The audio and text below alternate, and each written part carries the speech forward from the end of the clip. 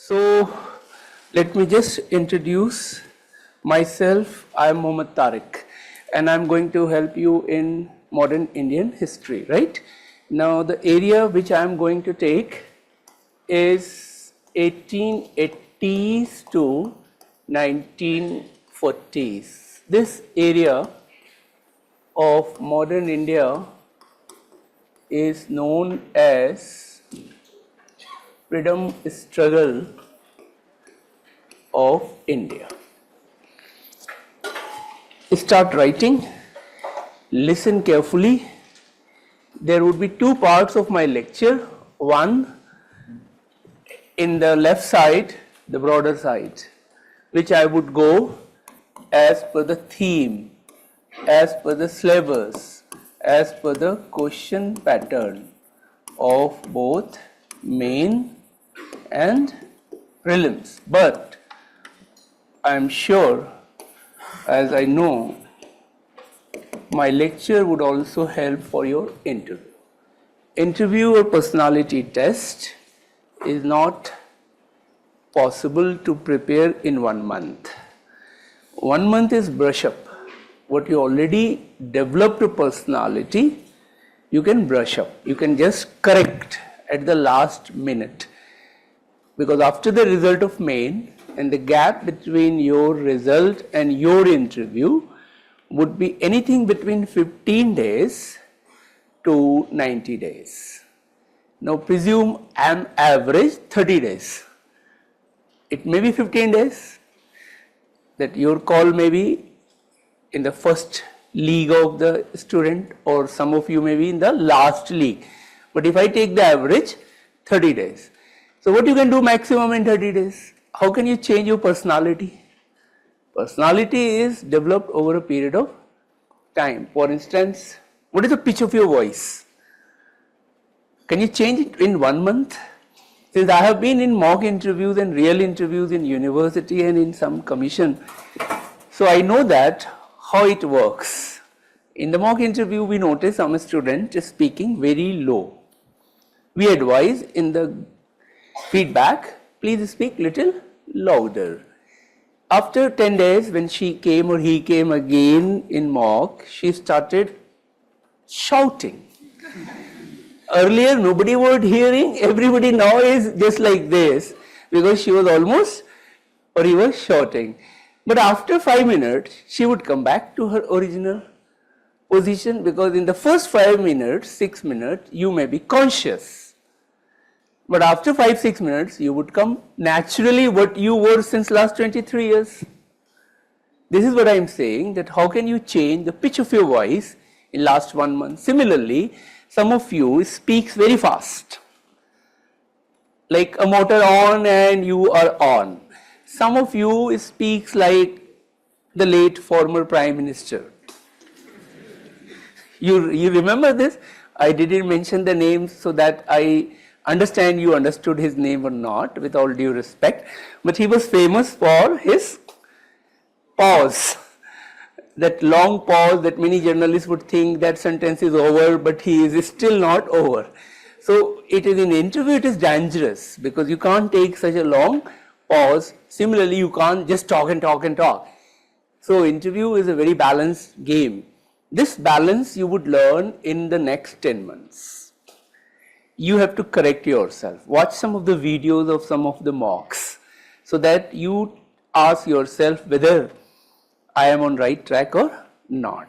So IAS exam cannot be prepared separately for interview, separately for main, separately for prelims. Almost 70 to 80% of your preparation would go together. Only 30 to 20% for prelims, say the last 3 months exclusively for prelims. Say the last 2 months before the main, after the prelims, you would get hardly 3 months, right?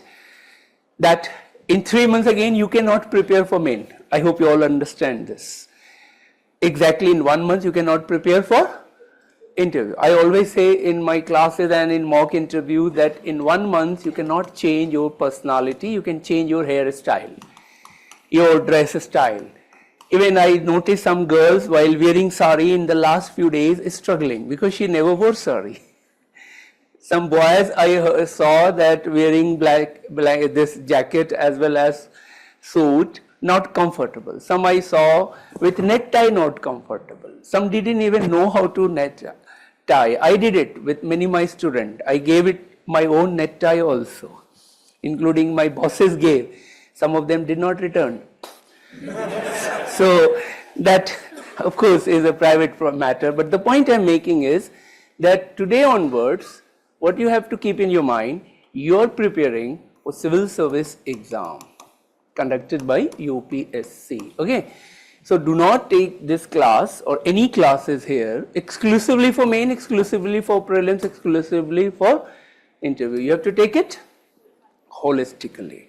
So what we do and what we have designed our lecture, that the left part would be for main and prelims, but the right part would be for your overall general studies and overall personality.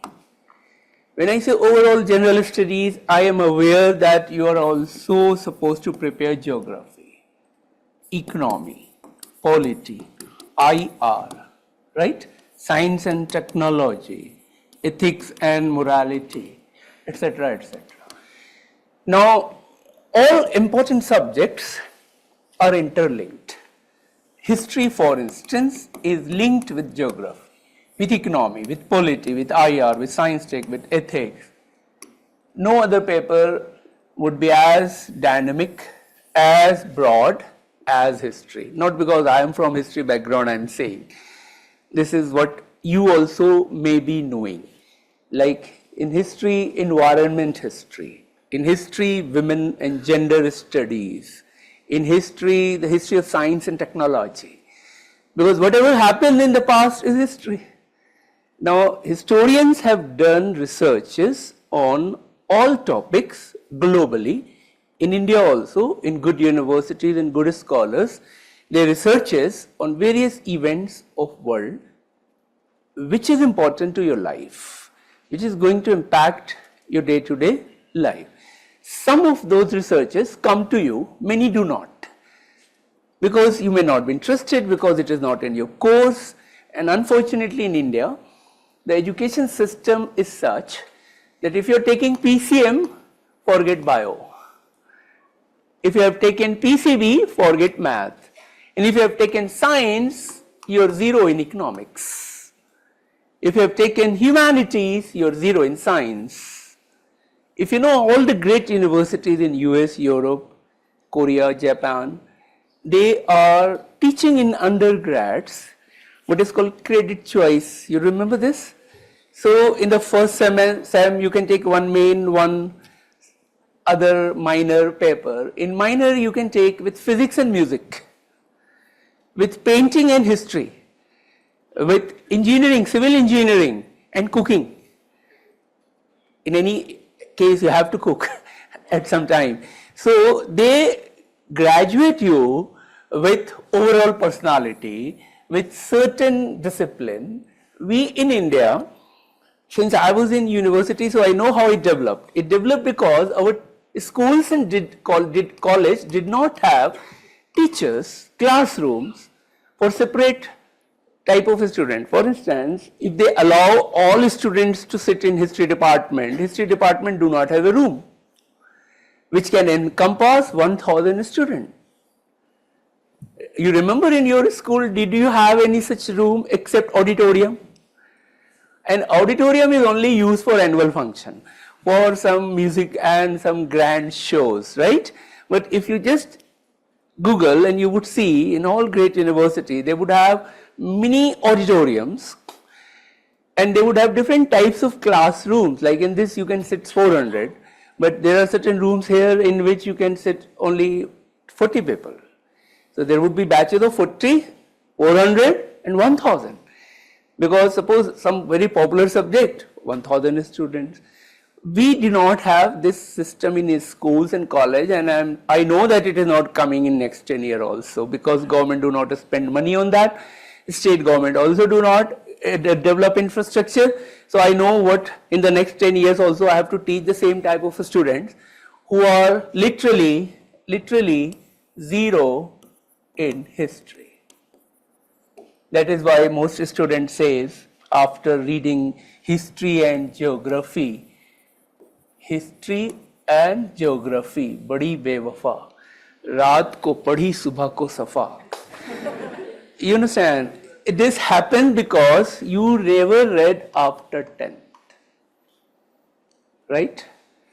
Even in 10th, what you read you have forgotten.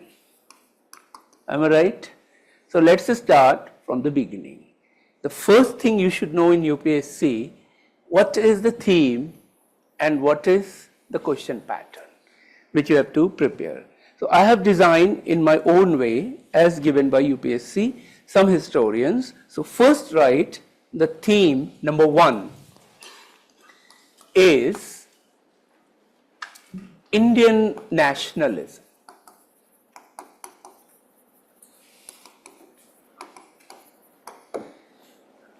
What is the time frame I told? Can you tell me?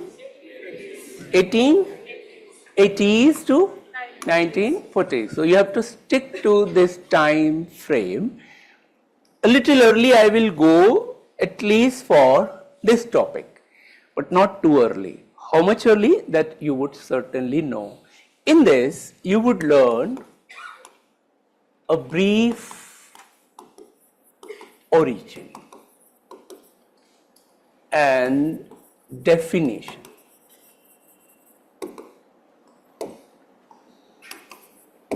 Factors responsible for the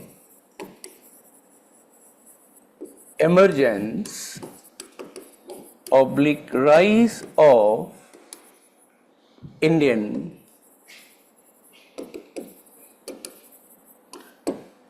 nationalism.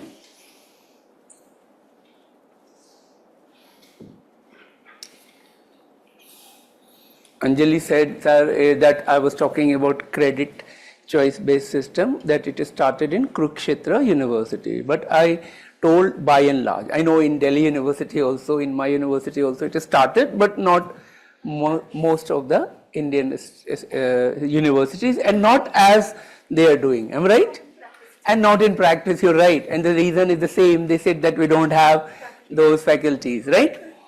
Factors responsible for the emergence of rise of Indian nationalism. Now, this is for understanding. This is for both understanding as well as writing and attempting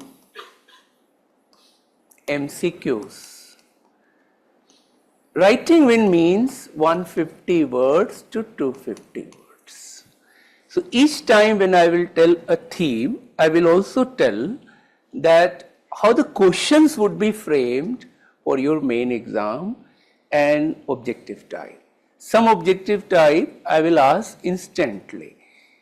With the hope what you understood, you can answer it. Many you have to answer it during your test series. We would have series of tests subject wise, right? And the idea behind is that you read the resources which we would provide both in classes and in the printed material, right? 1 or 2 extra sources which is written by eminent historians, not too much. And that is the first important task, that you should know what I must read, what I must not read. So I say minimum and maximum. Suppose minimum sources are number 1, write it down. Sources number 1, class notes. Sources number 2, study material of Vajiram and Ravi. There are 2 types of study materials you would get. One by faculty, which you must have got today. You got it?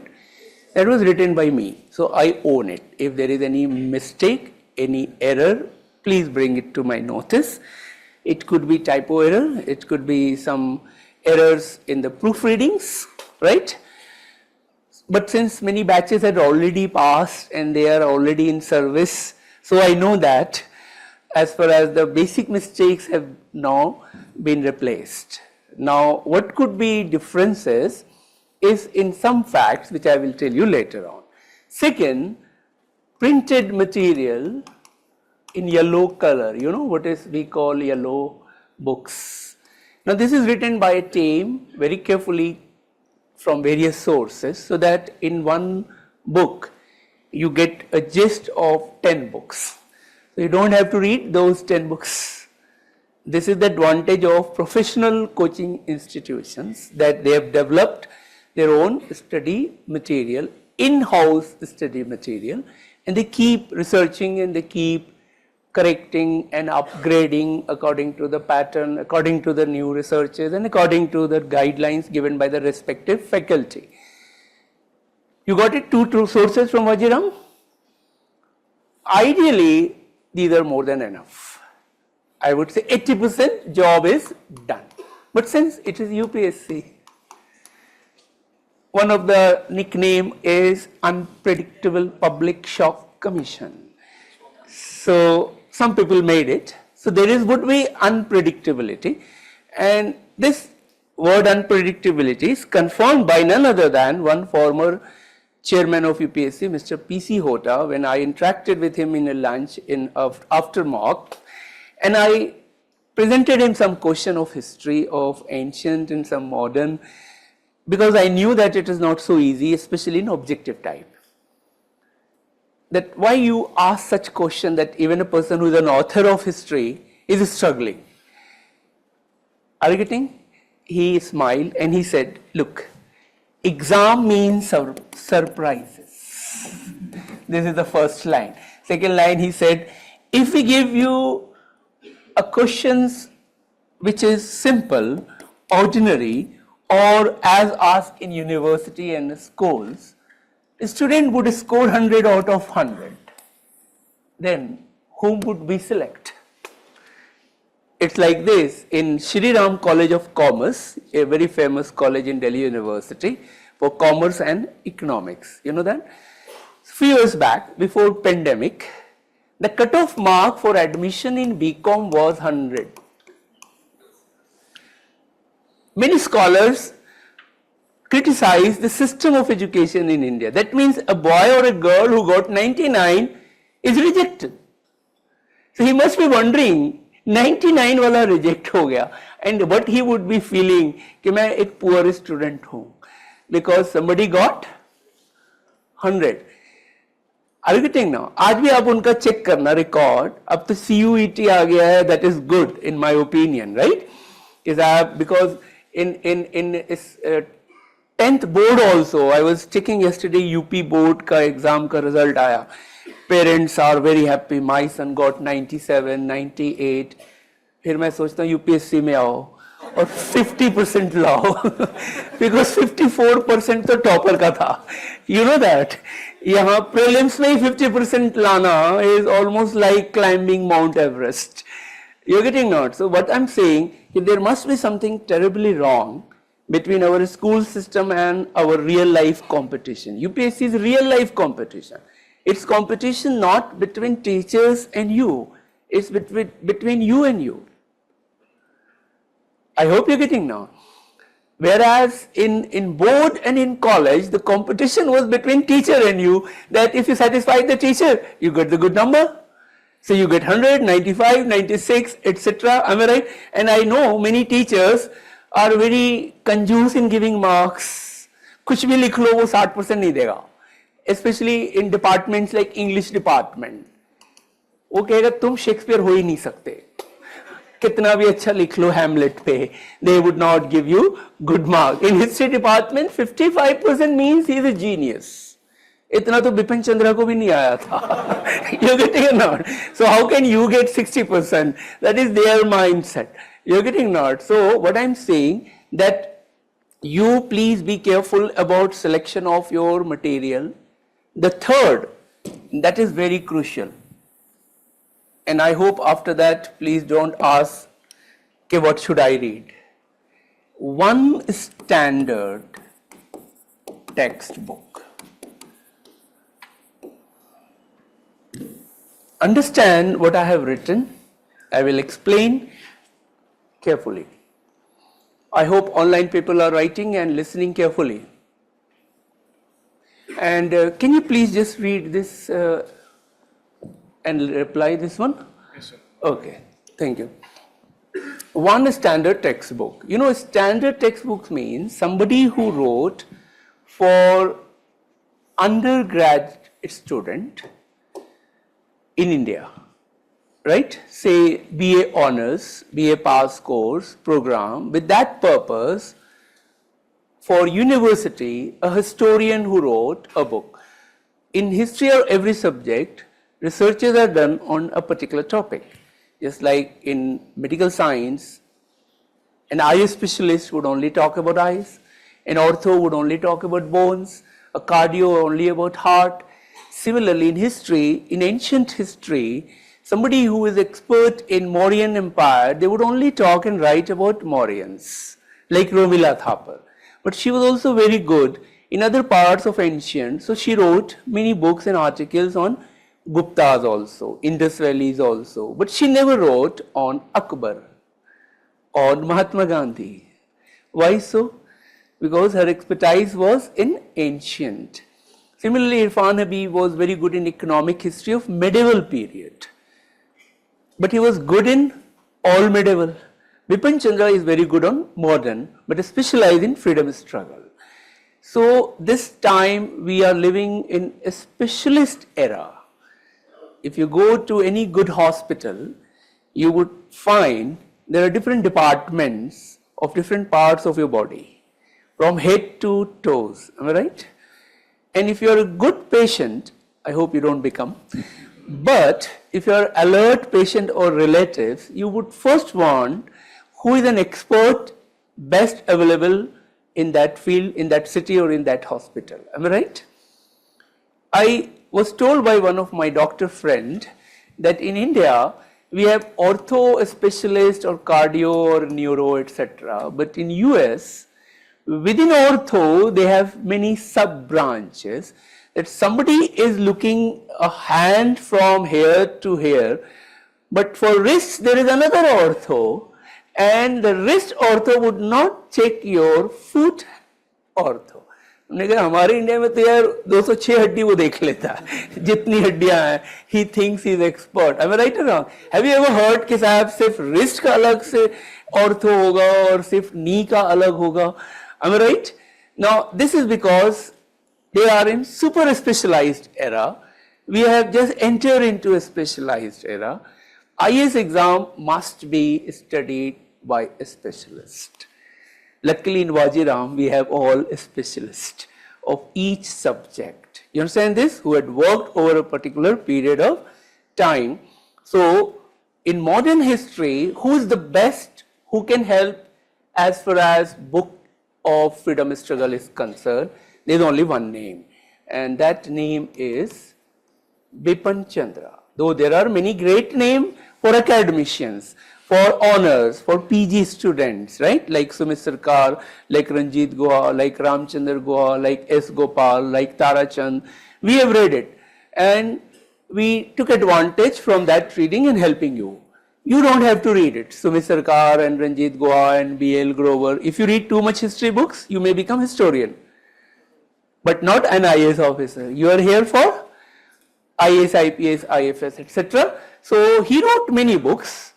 One which is very good for you, write it down, India's struggle for independence. But let me clarify, he edited this book. There are 4 more authors. Oh, I am writing others like Mridula Mukherjee, K.N. Panikkar, Sucheta Mahajan. These are other historians. So there are suppose 40 chapters. So few chapters written by him, few by others. Edited all the chapters by him. So this such kind of book is called edited by. One is completely written by a person called authored by. You understand the difference between edited and authored by? And the publisher is Penguin. right? You heard it? Whenever you purchase any book, make sure 3 कुंडली मिलनी चाहिए. जैसे शादी में होता है ना कि 16, 17, 18 कुंडली मिल गई तो शादी पक्की. वो अलग बात है कि आजकल कच्ची हो जा रही है ना, पहले लोग मानते थे. ऐसे ही in books, in good books, read the author name, title of the book and publisher. Because with the same title, there are many books. Same author wrote many books. One publisher would publish thousands of books. Now you understand the basic rule of purchasing a book, that when we said a book, I would also tell the title of the book and I will also tell the publisher of the book, so that you do not purchase wrong book. In the bookshop, generally they would do, Bipanchandra, take this. And when you bought it, and the book is Modern India. Now this Modern India starts from 1757 to 1947. I told from 1857 to 1947 because our freedom struggle period is here. And this is why I said that this book, and secondly, this is more comprehensive than this one. The entire book, this one, is thinner than this is thicker. Though this covers more area, this covers less area. So obviously, which is more comprehensive, more in detail, that is second one. And this would give you plenty of information, plenty of ideas, plenty of concepts, plenty of analysis. Are you getting? And history is developed over all these points which I have written, not only about facts. Whether you check prelims question, main question, interview question. Unless you understood the entire story completely, in totality, you can't answer a single prelims question. They would not ask question who built Qutub Minar, who killed Mahatma Gandhi. Are you getting not? When did Gandhi start Dandi March, etc. These are the questions asked from your uncles and aunties' days in the 1970s and 80s. Nowadays, they are asking which of the following statement about Gandhi's Dandi Yatra is true, false, 1, 2, 1, 2, 3. Have you noticed that? And those questions requires your basic information, the idea, the concept, the analysis, the interpretation given by historian. And this is where history is deadliest. So it is simple at remembering facts, figures, data. But as far as the analysis is concerned, even scholars would struggle. Like if I ask you this question, which was asked, Gandhi's relevance in 21st century. This was a question asked for 250 words, 15 marks, 4 years back in your GS paper 1. Start thinking about this question, Gandhi's relevance in 21st century. A, you won't find in any book. You would not find in our class lectures also. Then you must be wondering, तो फिर coaching किस बात का? Are you getting or not? फिर why I read so many books, etc. So we would skill you to handle some known, some unknown, and some out of the blue questions. This is the real job of any teacher in a coaching. If they give a question and it is asked in UPSC, it means it was leaked. Like UP में police service का exam leak हुआ. UPSC knows कि तुम coaching में क्या पढ़कर आए हो, बुक में क्या लिखा है. So they would ask not from the book and material in the class note what is written, but they would ask from the same sources. वो वहां है लेकिन नहीं है, वो नहीं है लेकिन है, जैसे खुशबू. वो है, fragrance, you know that? You can't see that. You have to sense it, you have to feel it. Am I right? Smell it. Exactly, in the books, you would find a lot of material that Gandhi's ideas, Gandhi's principle, you read it. Similarly, if you read it newspaper, if you watch television, social media, various lectures, you would know what are the issues of 21st century, the world and our own country are facing. And then you can quickly connect 1, 2, 3, 4, 5 major issues of modern world and Gandhi's thought on that and how much it is relevant or maybe not be relevant. Because Gandhi died in 1948. We are living in 2024. What may be relevant in Gandhi's days, like I can give you one example. Gandhi promoted Swadeshi goods. He said only Patanjali, no other product. He didn't say, but Baba Ramdev said it. And he ridiculed all foreign goods, foreign company. Am I right? He ridiculed allopathic also.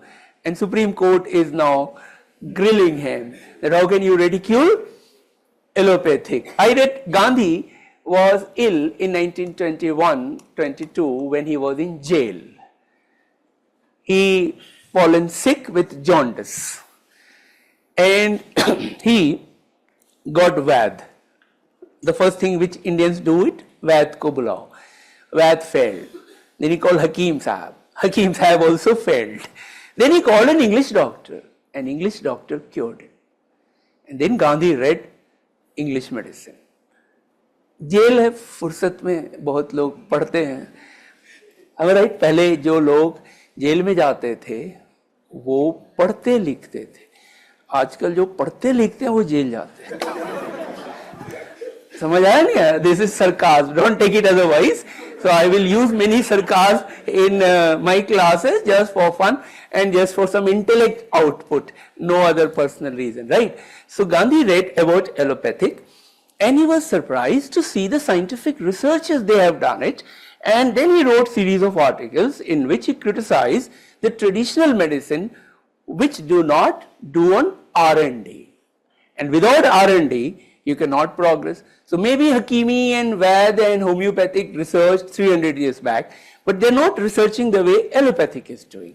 That's the reason majority of us, when we are in emergency, rush to where? Allopathic. When we see कि कुछ फर्क नहीं पड़ रहा है, चलो खा लेते हैं, क्योंकि एक फायदा तो है in our traditional medicine, because there is no side effect. Why? Because there is no effect. Well, that is my own comment. I personally am a big fan of allopathic rather than traditional medicine, with all due respect. So Gandhi's relevance in medicine, you understood it or not?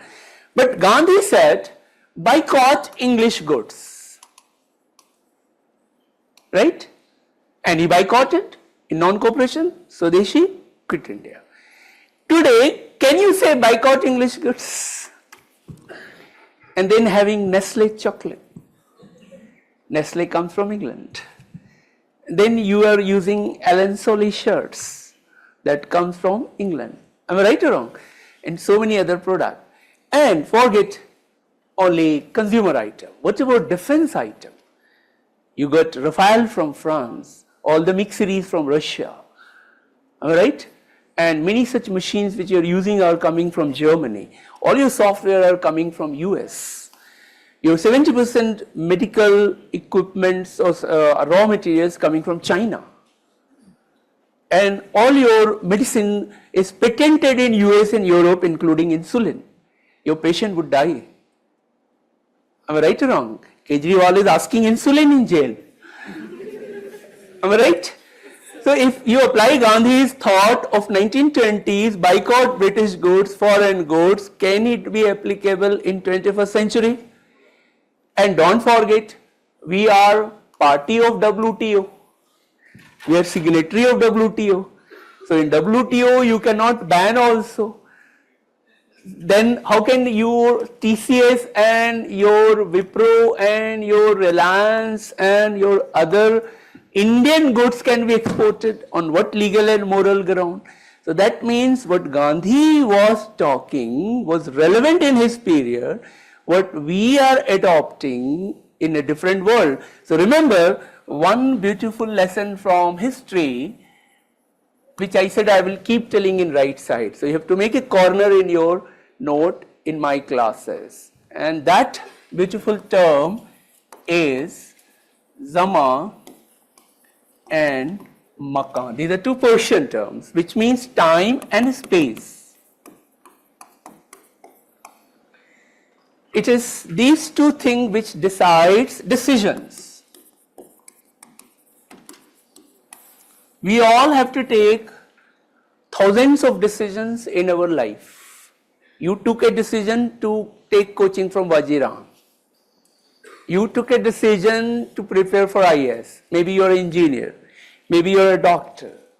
You would take a decision whom to marry.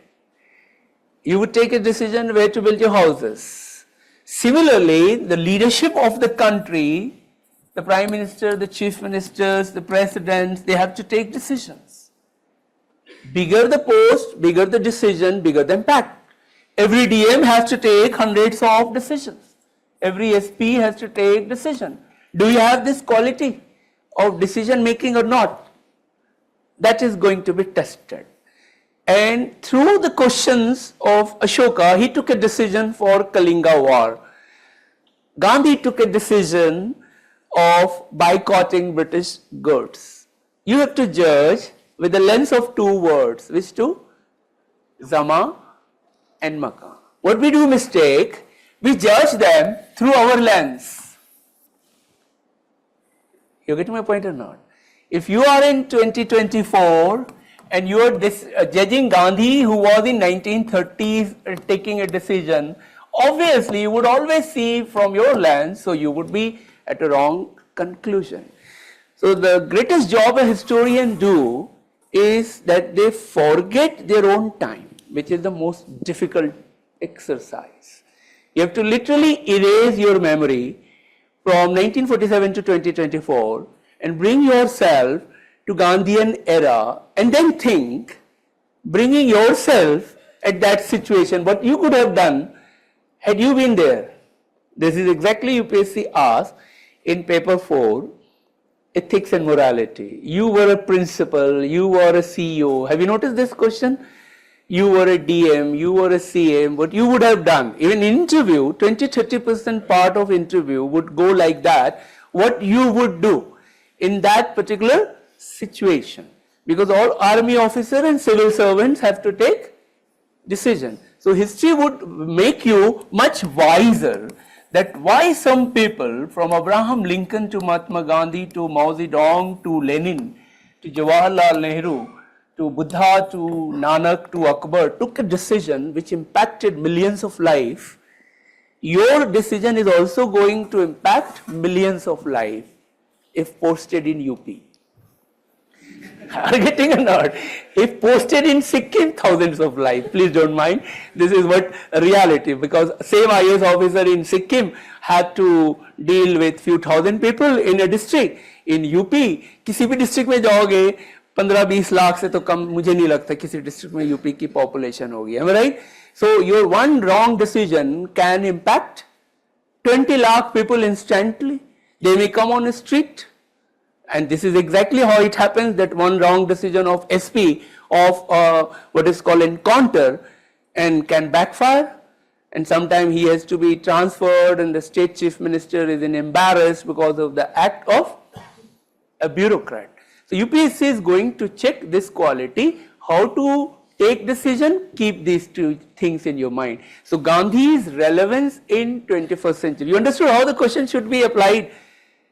Now I didn't tell you what to write, I just tried to skill you. This is what we are going to do in the next few months. So this exam belongs to a thinking person, smart people, not very laborious. Minimum labor you have to do it 7-8 hours a day, maximum 9 hours, 10 hours. इससे ज़्यादा कर रहे हो तो फिर इंसान नहीं हो, बैल हो. यूपीएससी को बैल नहीं चाहिए. Are you getting or not? Officer बहुत ज्यादा मेहनत नहीं करता, वो क्लर्क करता है, उसके लिए एसएससी एग्जाम है. You're getting not? Please don't mind. I'm just telling you that this exam belongs to very smart thinking topic wise. So smartly Hope you understood 3 sources only.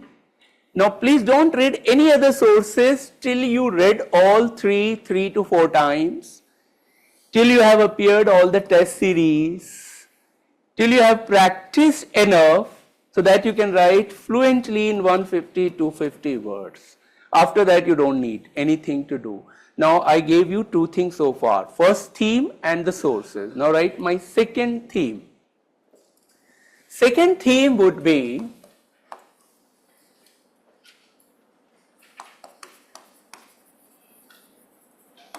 formation of INC, that is Indian National Congress, right? Now here we have to know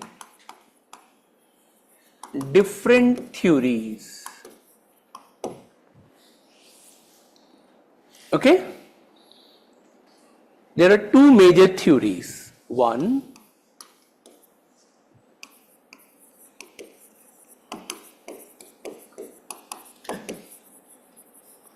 safety valve theory, another nationalist theory. Safety valve theory and nationalist theory. You have to know both, but you have to believe in one. Are you getting? You have to know both, but you have to believe in one. Which one you would believe? Without knowing, you said you would believe in this. How biased you are. How dangerous you would become in bureaucracy. UPSC would conclude like this.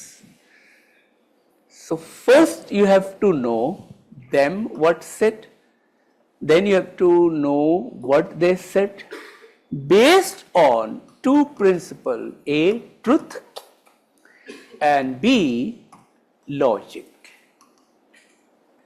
You conclude which one is right. Maybe partly they are right and partly they are wrong. So one more lesson in history.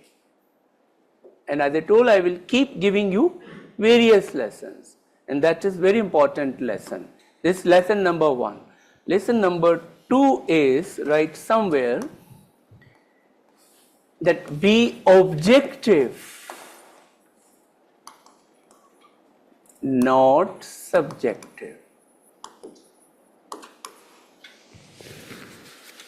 UPSC exam belongs to those who are maximum objective, minimum subjective. It is not possible humanly that you would not be subjective. That is for sure. Only AI can be. A human being has to be subjective, but how much you are objective, because in bureaucracy, in army, in public service, in academics, you have to be very objective. In any profession, you have to be as much as objective. What is objective? What is subjective? In objective, first you would know what is, as I told, right, what is truth, and logic, and then you would conclude. When you do this, this is objective study. In subjective, first you conclude, like you did, they were right, and then you would find what is truth. So what you would do, you have already concluded that this is right, so you would only find which suits you. You get my point or not? This is exactly what is happening in the modern world. Majority journalists, politicians, and Aam Aadmi have become hugely subjective because they never studied history after class 10th, or humanities, or social sciences, because it is full of analysis. Are you getting not? Majority of do not study, unfortunately, in country like India. Secondly, many of them are studying a subject which may make them employable in the market, but not necessarily objective person. That's the reason why a lot of scientists in the world lot of technical person in the world have become terrorists. If you just check it, who have made atom bombs? The scientists. You saw the latest movie, Oppenheimer, and you saw how he regretted. You read Albert Einstein's story and he regretted. Later he corrected himself. I checked the profile of majority international terrorists. 80% are engineers. And you would be surprised. I am not surprised that why they are. That is because they are very thrilled by making a bomb and attacking a building and killing human being, but not understanding the impact on the society that you would learn in humanities. If you look at carefully, UPSC syllabus, 90% is humanities. Have you noticed this or not? All your GS, all your essay, all your interviews is about humanities, because ultimately science is a medium to help humanity. You understand this or not? So a good scientist would always discover something, like all the medical researchers are doing it to attack the diseases, pandemic, and to make vaccines. Are you getting or not? Whereas those pure engineers may not have that sense and may make some machine like drone, like bombs, like attacking missiles to kill human being. That is where the role of humanities comes. So UPSC has made a balance so that when you come in administration, you become not subjective but become objective. In a layman term, the difference between objective and subjective is this: if you are subjective, are you getting not? तो दुश्मन की हर चीज बुरी होती है और महबूब की गली का कुत्ता भी प्यारा होता है। समझ आ रहा है? ये मेरी समझ है। लेकिन अगर ऑब्जेक्टिव है, like I give an example, two countries are your neighbor, China and Pakistan. Any news which is about China and Pakistan is negative. Have you noticed? If you look at it objectively, minus China government, Pakistan government, they have beautiful landscapes, mountains, rivers, field. They have beautiful products which you are using, crops which you are using. And I checked, they have beautiful people also. Are you getting? Just other side of the Wagah border. Am I right or wrong? So, this is reality or not? They have great cricketers, great hockey players, great singers. We listen them. They listen us. Am I right or wrong? So, if you are madly involved in subjectivity, you would hate them. You would hate them. Exactly in the other side, they hate us. But all objective people would never hate people of that area. They may hate, even hate is not the correct word, they may not like the government of a particular country. But that is true with our own government. You don't like, that is why you change. 70% Indian MPs and MLAs are replaced in the next election according to Election Commission in the last 75 years. Almost 7 MPs BJP had in Delhi, 6 did not get ticket again, except Mr. Tiwari. Am I right? In all the states also, they are changing. And in many states, you change the entire government. कि तुम किसी को भी candidate करो, हम तो तुम्हें पसंद ही नहीं करते. Am I right? So that means even in our own country, we change the governments, state as well as union. So if we don't like our own government, how can you think that the Pakistanis and Chinese would like your government? Same applies to the China and Pakistan, but उनके यहाँ government का एक problem है, change ही नहीं होता है. Because in China this is purely one party system, and in Pakistan whosoever comes, in Pakistan it is said Pakistan is controlled by 3A. You know that? Army, Allah and America. Allah means jihadis element, America all. This is said by a Pakistani historian. That is very interesting, that how he criticized his own government in Pakistan, and we came to know. So what is my second lesson? I hope you understood it. You do not have to be Subjective. You have to be objective. And what is the two pillar for objective? Truth. Truth has to be found, have to be excavated, have to be researched, which any scientist, any historians would do it. You can't do that. It is already established that Mahatma Gandhi was killed by Nathuram Godse in 1947, 30th of January. This is a fact. If you are disputing over this fact, then there is a serious problem in you. There is a saying, never argue with a stupid man. What? Never argue with a stupid man means a stupid women also, okay? क्योंकि पहले सिर्फ man होता था तो I have a serious objection. Never argued with a stupid person. Otherwise, she or he would drag you at his level and would beat you by his experience. समझ आ रहा है? क्योंकि वो बेवकूफ़ी का बादशाह है, तो उससे बहस नहीं करना चाहिए. No no no, Nathuram Godse did not kill, किसी और ने मारा था, मोहम्मद अली जिन्ना ने मारा था, है ना. नाथुराम गॉडसे का नाम बदनाम हो गया. अगर तुम इस पे बहस कर रहे हो, so one is fool, one is महाफूल. बहस ये होना चाहिए, why did he kill? You get my point or not? Why such a man who is called Mahatma, father of the nation, who never harmed even an insect, how he was killed? That is very important, and you can't answer it. For that, you have to understand the politics of India in 1920s, 1930s, 1940s, in which you would learn that two parallel things was going on. One was nationalism, and one was communalism. Nationalism grew between 1860s, 70s, 80s in the first phase, then further grew in 1920s, 40s under Gandhian and other leadership. With the result, we got independence. And then between this to this, we got a constitution. This is the greatest achievements of Indian nationalism. Two greatest achievements. Which two? Independence and second, constitution. It is that constitution which made us a modern nation state. If you minus constitution of India, you would be like Sudan, Afghanistan, Syria. You understand this? It is the constitution of India which has kept India united despite so much diversity. There is no other country in the world which has so much diversity originally.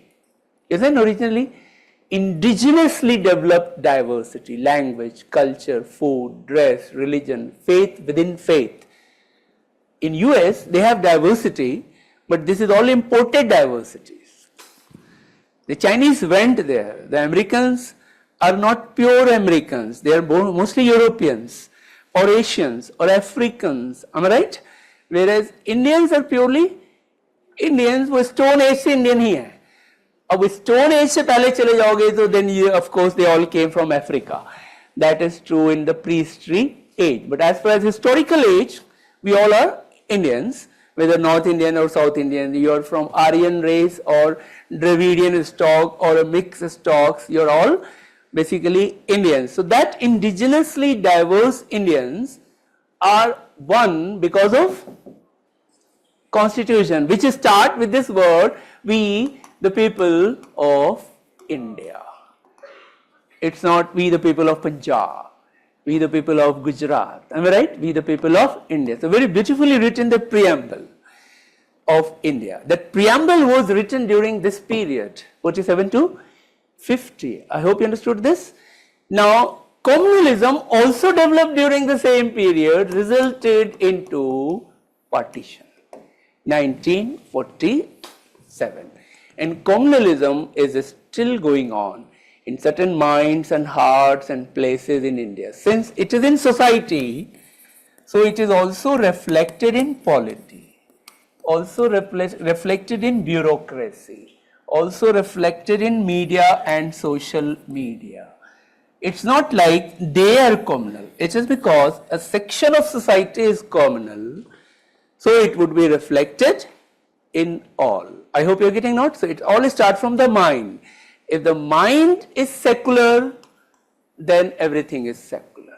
If the mind is communal, then everything would become automatically communal. I hope you understood simple game, but you have to understand carefully this period, because this period is directly connected to 2024. And the next 20-30 years in which you would be in service, hopefully, that would be guided by this entire last 150 years of India. If you understood it, you understand India better. Now I start my third theme. Third theme is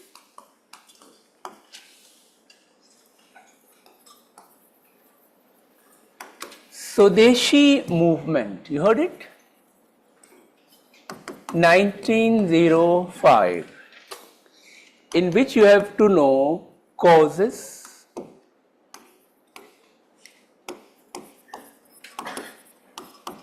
major events,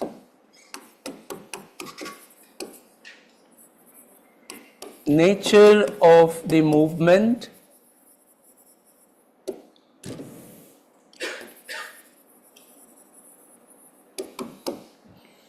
outcome,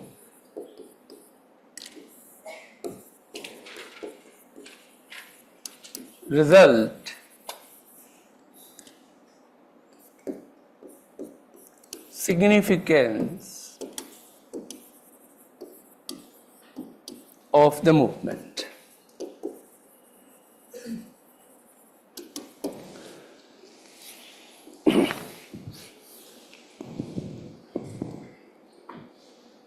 Okay, have you noted? Swadeshi movement causes, in one line, partition of Bengal. You heard it? But I will explain it. What does it mean? In how many parts? Which part of Bengal in which side, right? That of course would be part. Now, when you prepare this topic, you have to first know what kind of questions within this topic they can ask. In UPSC, they may ask A, B, C, D separately. That is the one possibility. Second possibility, they can connect A with B, B with C, C with D, A with C, B with D, A with D, A, B, C, D. Have you noticed? I did not leave any other options. So in exam hall, when you would see the question, first you read this very lines carefully and then see what is the question in the question. Majority students, when I checked from my faculty who are senior and colleague, goes UPSC every year, and I have met already more than 40 of them. Since I prepared for one state PCS, so I know how they give guidelines to us and to the teachers while evaluating. The first guideline is this for the teacher, is that they have set certain rules, like word limit, like a space, like certain pens, some very basic rules which you have to follow, which you follow by and large. But the guidelines which the teacher gets in written form, question wise, what they get is some pointers that Gandhi's relevance in 21st century. That was the question. So the teacher who is checking your copy would get 5 or 7 major points given by UPSC, and they would tell the teacher, please ensure that these points are in the answers. Who is the teacher? Who himself is teaching since last 25-30 years in a central university or reputed state universities, not private Galgotia and MET, certainly, not coaching institutions, certainly. I hope you understand, it's a government body, so they would only invite government reputed faculty with grey hair or no hair. Matlab 50 plus, 55 plus, 60 plus, experience enough. Now imagine a person who is a researcher, author, teaching, he gets 5-6 points, he gets very upset with this type of guidelines. Many do not go again. They feel insulted. That how can you guide me what to write, what not to write in answer script. But UPSC is a very strict body, unlike state boards and others. And that's the reason why they have maintained a standard. So their guideline would be, apart from some basics like line and word limit, that have you answered 5-6 major points, and that particular keywords they would give. If you have not written that particular keywords, then the teacher, even if he likes your answer, would not give marks. So you have to satisfy basically 2 persons at a time. One, UPSC guidelines prepared by a team which they have. Luckily, one of the member who was inside the team comes in Vajiram every year for mock interviews, right? And I luckily took more than I can tell 4 years mock interview with him, and I learned a lot. He was an IS 78 batch from Assam cadre, originally from UP. I will not tell his name in public, right? So he would come in any case. He is a retired now. So he was secretary UPSC 5 years. So he would sit with controller of examination, with chairperson, with all. So he knows the guidelines very well. So he shared with us those guidelines. So one of the guidelines is those keywords. One of the guideline is this, that what is the question and what is the answer, you have to be strictly according to the question. Now suppose Gandhi's relevance in 21st century. Your habit, the moment you saw Gandhi, oh Gandhi must be Dandi. Oh Gandhi must be Champaran. Oh Gandhi must be South Africa. Oh Gandhi without Nathuram Godse अच्छा नहीं लगता. कि गांधी और नाथुराम गॉडसे का एक साथ आमना सामना जैसे होता है ना मूवी में कि इनको तो सामने लाना ही लाना दो एक्टर को, तो इसलिए स्क्रिप्ट लिखते हैं. तो you have a habit of writing. Again, my 3rd great lesson. Are you getting? I gave you 2 lessons. Answer must be demand driven, not resource driven. You are getting or not? Answer must be, what I said? Demand driven. This is what I said. First you see what is the question in the question.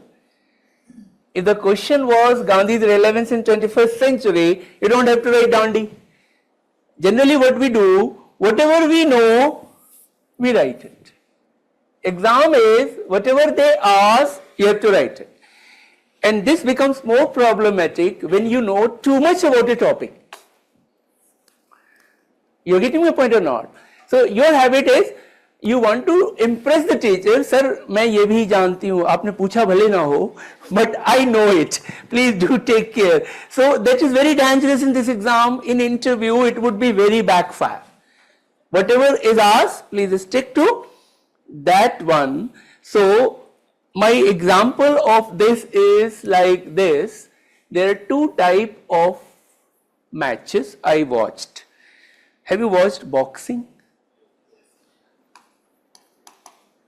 In boxing, there are 2 players, 1 referee, and there are hundreds of rules, and referee would always whistle within 10 seconds because one wrong punch, he may die. You know that?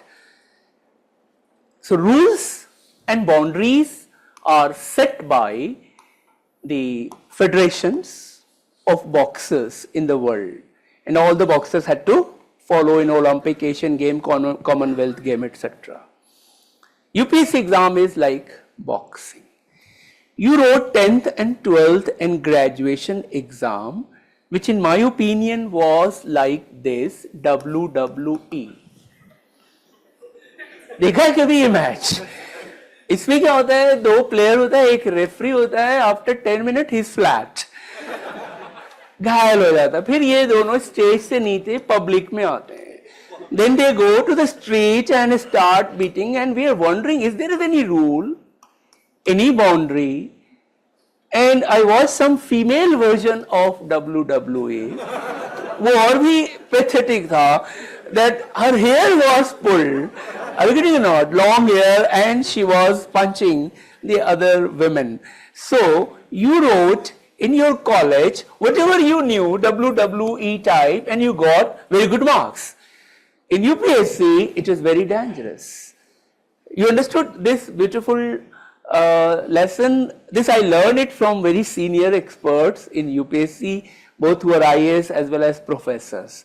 And I created this term. But the example I created for your understanding, that you have to write this exam like boxing match, not like WWE. The question may be like WWE, like Gandhi's relevance in 21st century is almost like WWE, but you have to play it in a boxing. Like some question, Gandhi and Ambedkar. Gandhi and Ambedkar. This was asked few years back, before pandemic. Both wanted to uplift Dalit, but their approaches were different. This is question, and then elucidate. एक होता है ना comment, elucidate, discuss. Have you noticed that?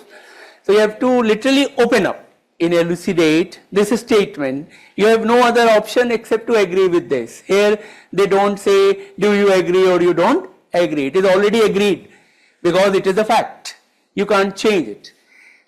The discussion would only come when both could be right, both could be wrong. Are you getting the difference between two type of words, elucidate as well as discuss? Or do you agree? Now here both wanted to uplift Dalit. Now this question belongs to this boxing type. You have a set target. Don't write about Dandi and Champaran, Kisan and workers, women and minority issue. You only have to write only which issue? Dalit issue. And it is well known fact that both had different views about upliftment, both had same objective, and the objective was to give them a dignified life, to make them equal citizen. Are you getting not? To end untouchability, etc., etc. But how Gandhi was talking the same issue differently, and how some scholars criticize Gandhi as well as Ambedkar strongly criticize Gandhi, you would learn in my classes itself when we will compare Gandhi and Ambedkar. But again, this question was not exactly as we will discuss in the class. As I told, we will skill you. It's like a football coach and a cricket coach would not play. Each time the ball would be new, dribbling in hockey would be new, the player has to handle on the field himself. But if he has a skill and confidence, she can do that. So I gave you few themes, few guidelines and sources. Once we complete those three, I will tell my next few themes. So let's start the first theme as I gave today, which is the first theme,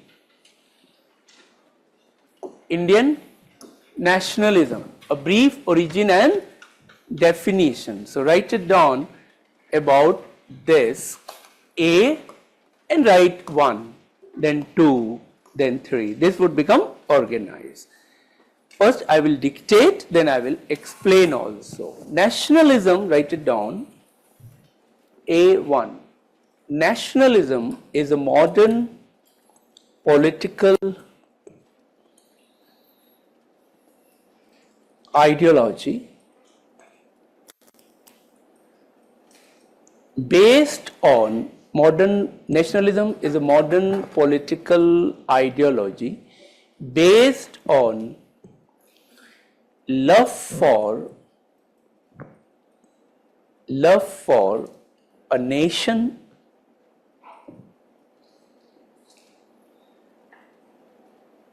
with distinct identity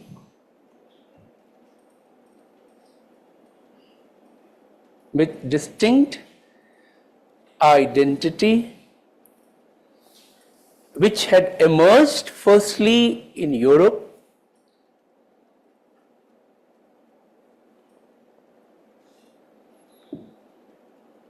in the second half of 18th century, in the second half of 18th century, that means 1750s, 60s, 70s, etc. Point number 2. In Europe and America,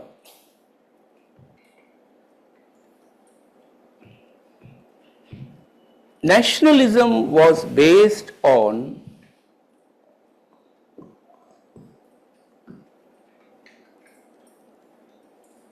common ethnicity. Common what? Ethnicity in a general layman term, similar stock of people with similar language and culture. In bracket, you can write common ethnicity, similar stock of people means DNA wise, physical structure wise, appearance wise, they are same. Speak also same language. For instance, in England, they all are English speaking. In France, they are all French speaking, look wise same. In German, they are all Germans speaking, so are Spanish, so are Italians, etc. And they have common food habit, common dress habit. This is what I said, or what we say, common ethnicity. You understood this? After comma, shared history, common ethnicity, shared history and heritage.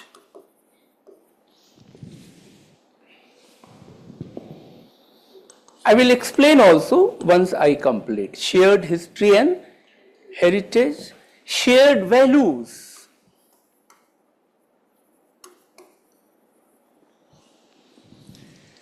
And shared aspirations.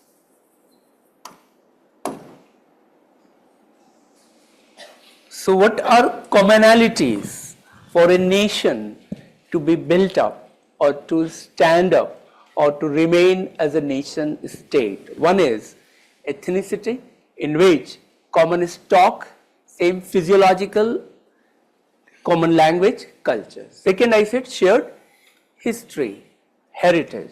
Third, I said shared values. Fourth, I said shared aspiration. This is about its origin, when and where. You have written it, Zama and Makkah.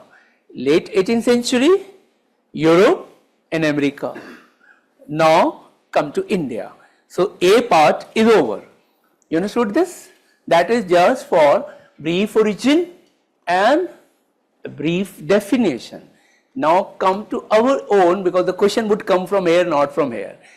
This is just to make you understand. This part, although you have to learn in world history. So there would be many overlapping topic between history, geography, history, world history, history, economy, and that is good that it would be studied at two different places with two different yardsticks. So it would be helpful for you. So now write B1 like this. You understood this? A1 and 2. Now write B1. In India,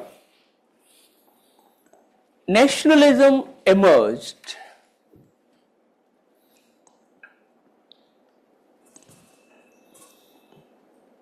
firstly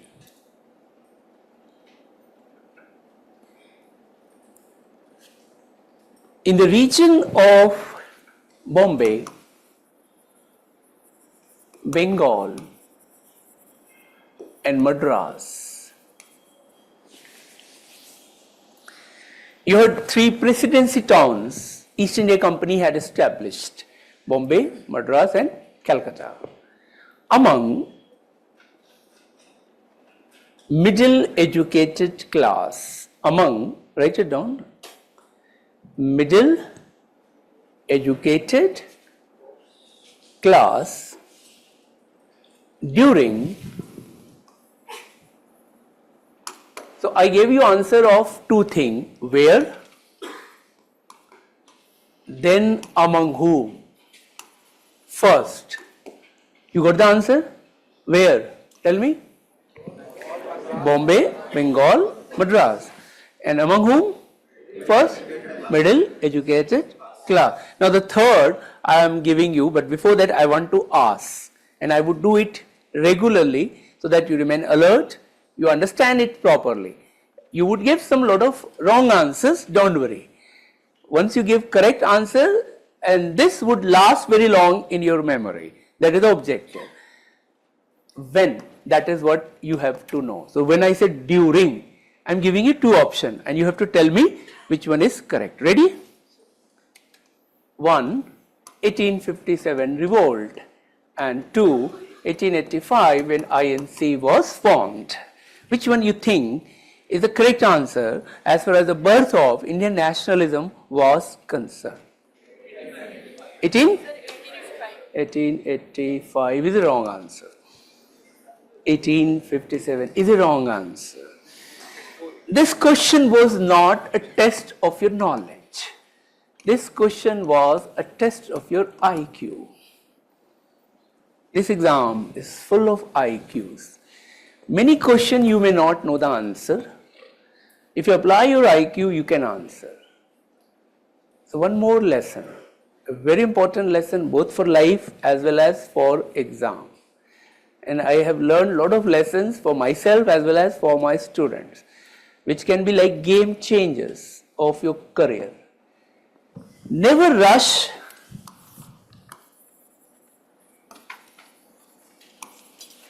for an answer or a solution. Before that, think, analyze, ponder. You understand this word? Your manthan chintan. Give some time. In interview, they always tell, please think and then answer. A student who quickly answer get very poor marks in UPSC interview. Even if you know the answer, act as you are thinking, and they appreciate it. Have you noticed that? Give a pause, 5 to 9 seconds, 5 to 10 seconds as you are thinking. Sometimes head down, sometimes just looking here and there, but not in the sky. That is awkward in interview hall. But just lowering the gaze and posing as you are thinking, and they always appreciate. The moment you quickly answered that what is the impact of G20 meeting in India, and sir, this is first, second, ye to rata hua hai, rattu tota. You understand this? And such people are a poor bureaucrat. A good bureaucrat would always be a thinking person. You're getting now. You don't forget, you're not going for army where quick thinking is also important.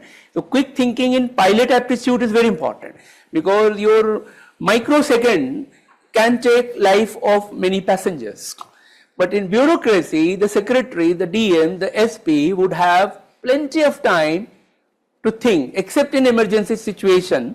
But in most of the time, you have to think with given time. So do you have this quality that a situation is given and you think and then answer? Once you think and answer, you would always come with a better answer than what you gave without thinking. You answered without thinking when I asked 1857 or 1885. What was my question? Indian nationalism was born. You're getting not? During which period? I said already in which place and among whom. But nationalism, don't you think, is a feeling? Can you think that feeling can be born in a year or a month or a day or an hour? It's like this, you are saying, मुझे उससे 10:30 बजे मोहब्बत हो गई. ऐसा होता है क्या? मोहब्बत होते होते होती है. You get my point or not? Please don't mind, I use some Hindi words only for poetry and certain sarcastic words. All the teaching would be in English. This is for all my Dravidian students, right? The people from Tamil, Telugu, Kannada, Malayalis, so that they don't write that I didn't understand, but I would use some couplets, some others to make you understand. If needed, I would translate. The point is, nationalism is a feeling which developed over a period of time. Most historians say that it developed in the 3 decades, write it down, during the decades of 1860s, 70s and 80s. During the decades of 1860s, 70s and 80s. You getting my point? But this is like a juvenile stage of Indian nationalism. 1920s to 40s is like adult stage of Indian nationalism. Post 1950 we are matured nationalism.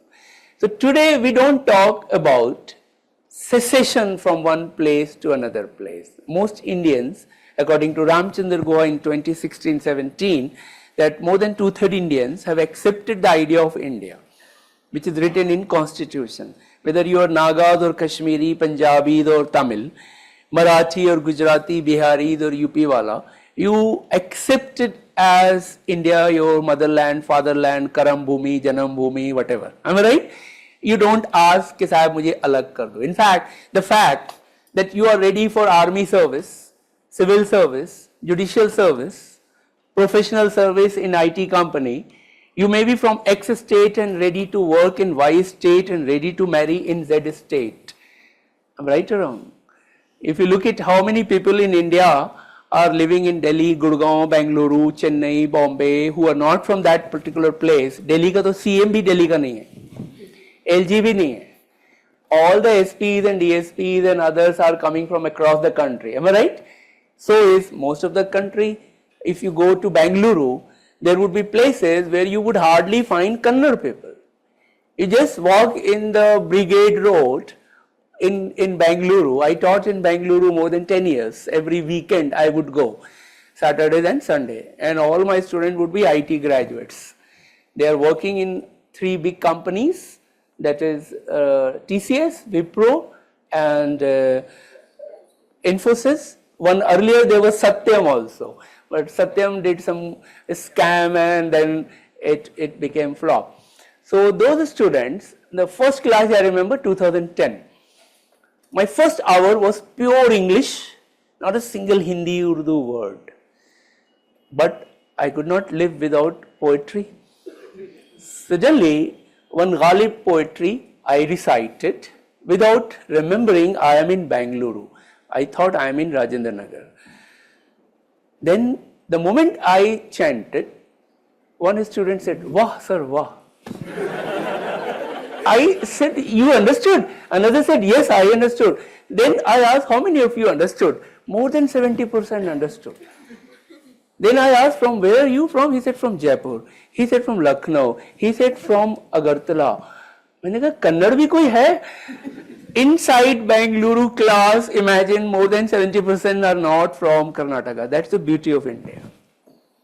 You get my point or not? If you go to Gurugram, Gurgaon, majority people are not from Haryana. They are from across the country. This India developed in modern times. How it developed, it's a very beautiful journey. In my classes you would learn, because modern India is such which would give you the real picture of India in which we are living. We are not living in Ashoka India, we are not living in Akbar's India. That India was different India. But 19th and 20th century are those 2 centuries which made what is called today India.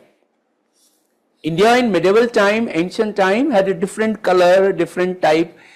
Obviously Zama and Makkah, the technology, the culture, the food habit, as well as the political concept was different. For instance, there was no such concept of fundamental rights, human rights, gender equality, am I right?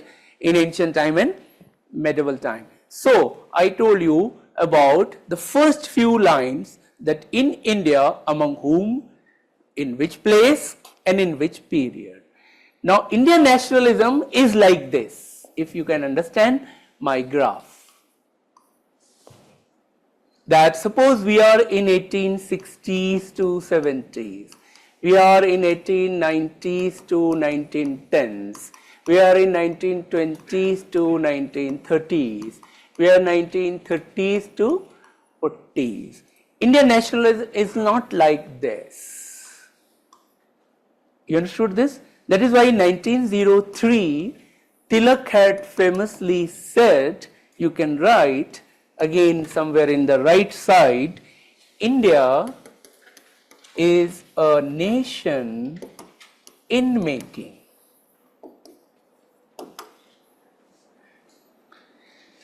India is a nation in what? Making. समझ आ रहा? And what is interestingly, in 2024 also you can write it.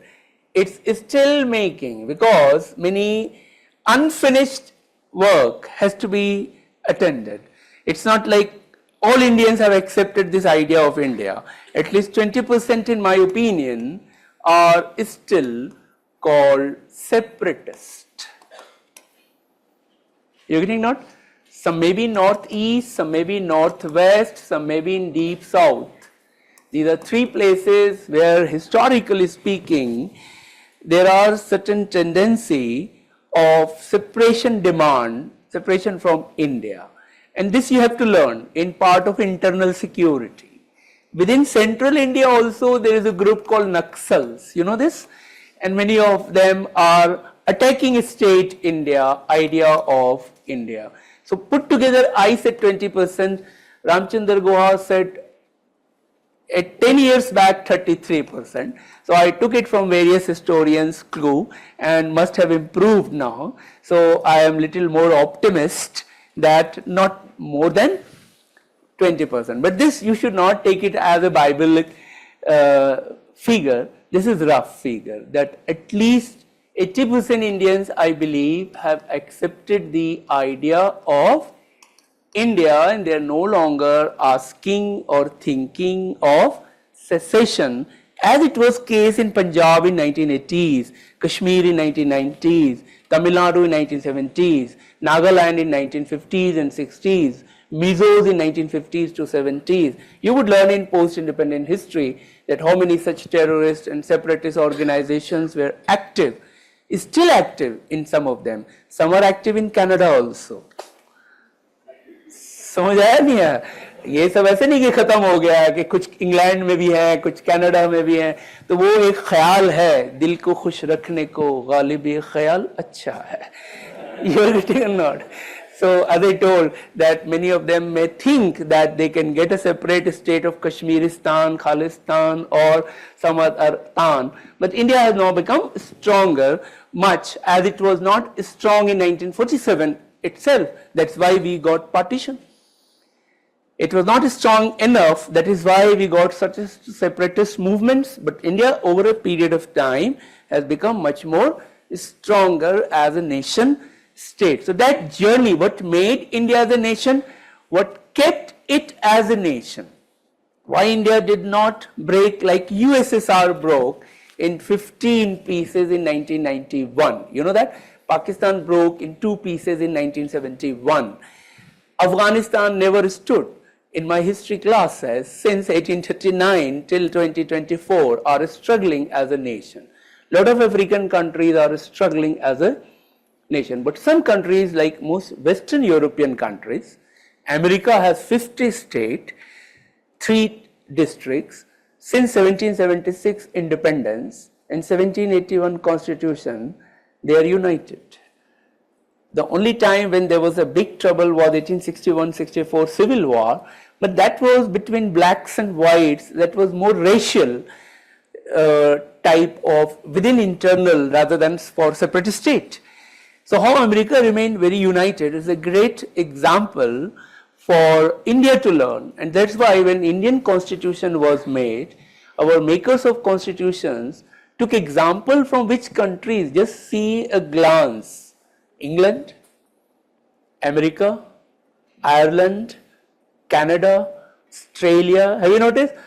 Have you ever heard that they took it example from Syria and Sudan Are you getting not?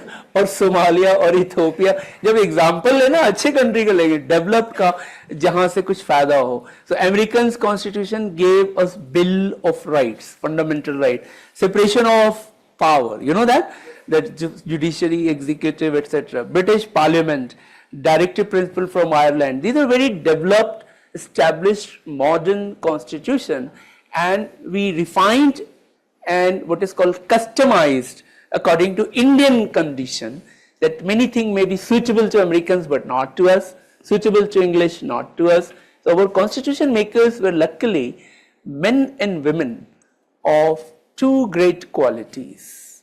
If you develop these two qualities, you are sure to be selected. This is another lesson from history. Which two great qualities our freedom struggle leaders from 1880s to 1960s, this generation of politicians you would never find again. That is for sure, whether in Congress party, BJP party, Samta or Mamta, no party would have, they may have exceptions, 1 and 2% in that party with these two qualities. One, they are men and women of intelligence. This is written by Ramchandra Guha.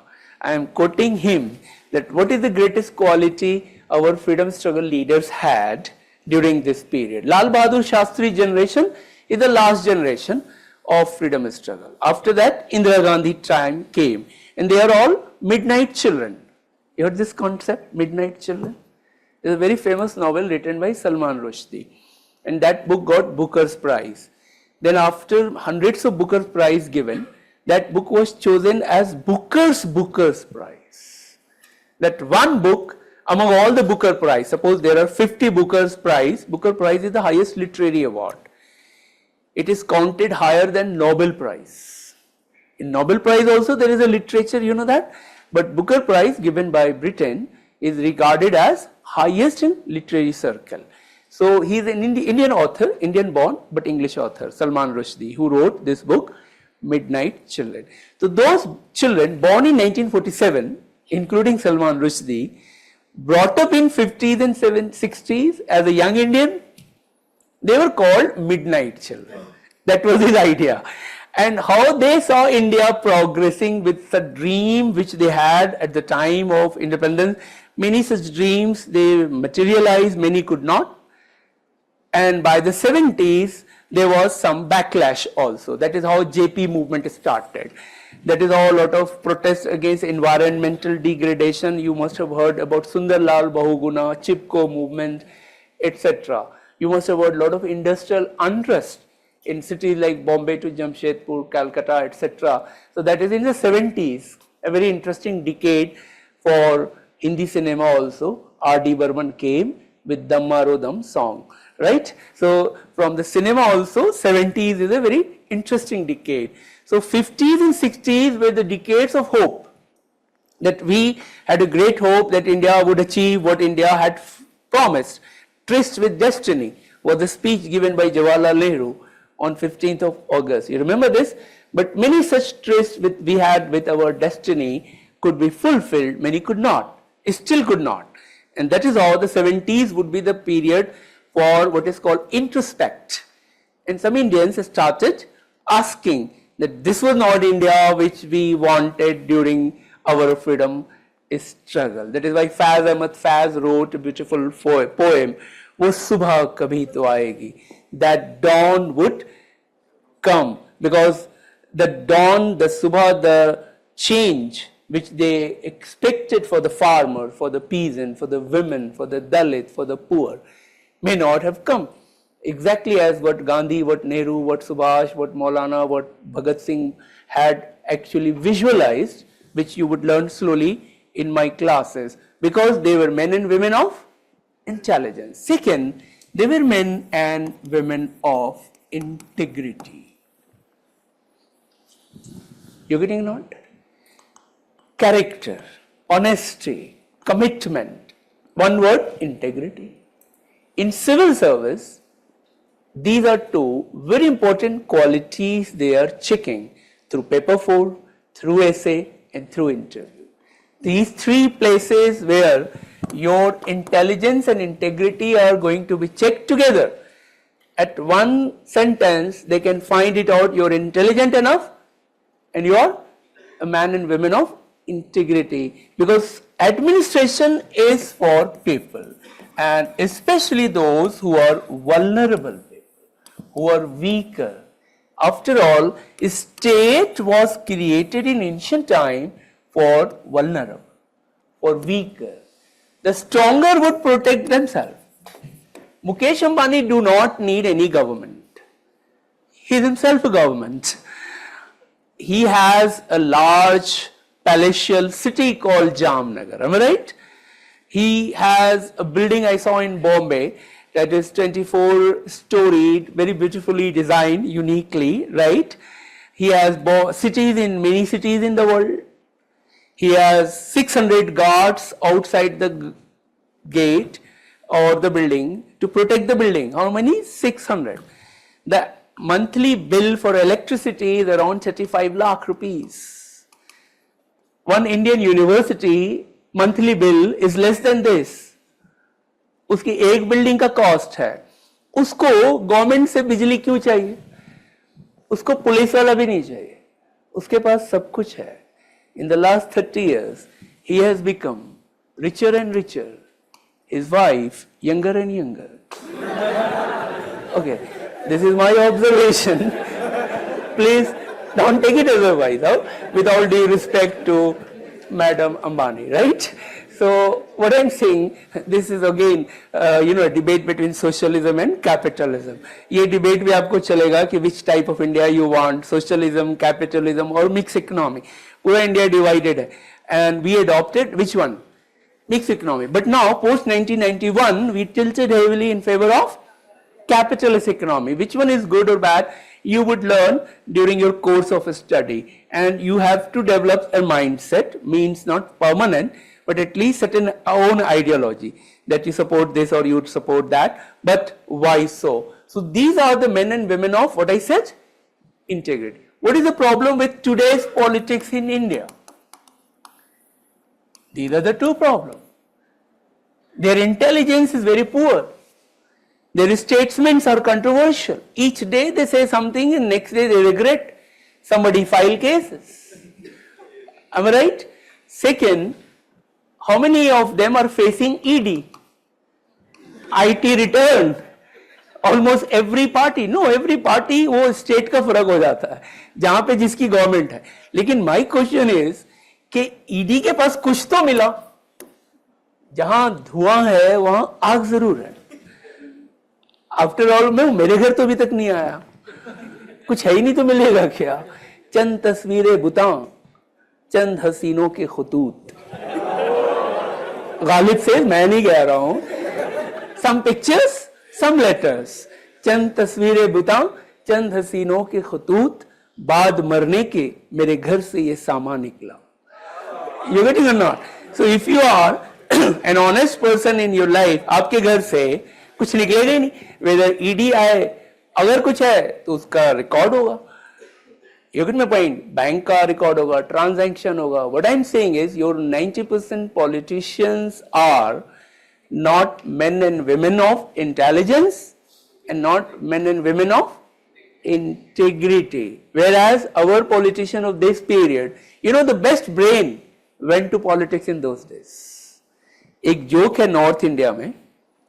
उस वक्त best politician कौन होता था? Best student. Jawaharlal Nehru was very brilliant student. So was Subhash Chandra Bose. He was civil servant. So was Mahatma Gandhi, very good student. All were. Rajendra Prasad topped Bihar State Board. Maulana Azad's scholarship was recognized by Saudi Arabia in Arabic and Urdu, in Islamic studies. Bhagat Singh was very young at 19 and he was called Mobile Library. He was so good in capitalist socialist debate, etc. So was Tilak, so was Dadabhai Nauroji, so was Gokhale, so was Jinnah, so was Ambedkar. They were all great literary people, wrote beautiful books, wrote beautiful articles and gave beautiful speeches, and that made our constitution. They were makers of Indian constitution. अभी joke ये चल रहा है कि India का जो topper student होता है क्लास 10-12 का, they write medical and engineering exam. Second topper जो होता है, they become managers and doctors and manage the first one, the engineers and the professional. Third toppers become civil servant, manage both. Fourth toppers goes to politics, manage all. Don't take it seriously, but this is a joke that the worst kind of student, आपने देखा होगा आपके college के union का president होता कौन था, या जो कॉलेज में सेक्रेटरी बनता था वो सबसे जो बदमाश किस्म का लड़का था, कभी क्लास नहीं करता था, हमें हमेशा तो लाइब्रेरी से उठाता था, कितना पढ़ोगे, और वो किसी बस स्टैंड पे ले जाके प्रोटेस्ट करवाएगा. हमें राइट, कैंटीन में समोसे के दाम बढ़ गए, इस बात पे हंगामा हो रहा है. So this is what our politicians do, that they are not the best, but the best lawyers like Motilal Nehru was a very good lawyer, like as I told, Jinnah was a very good lawyer, and Dadabhai Nauroji was a very successful man. He bought house in England, he became MP of English Parliament. Such people joined politics. Obviously the level of and the quality of politics would be very high. Now you have more than 130 MPs according to Government of India, MPs in Lok Sabha who had criminal record of as serious as murder and rape and anti-national activities and dacoities, and many of them win election from jail. One gangster who was killed in UP recently, he was winning again and again from Mau, a place in UP. Am I right? Now that shows about the society, that if your leaders are a gangster and you're proud of such kind of leaders, that means your society is going low. This is because those people and their leaders. So I hope you understood two qualities UPSC is checking. Which two? Intelligence and integrity. Now write it down. My next point. In India, the following factors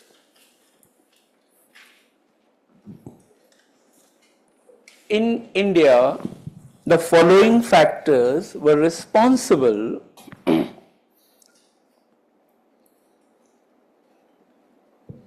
for the emergence of Indian nationalism.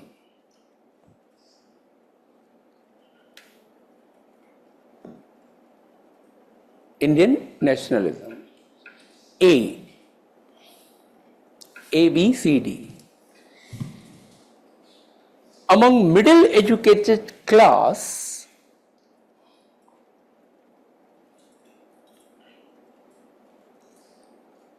a sense of oneness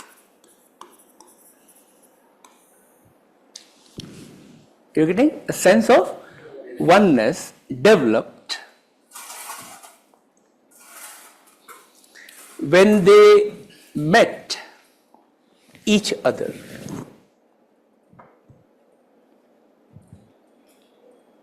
In colonial setup. In what? Colonial setup, and due to advent of modern institutions,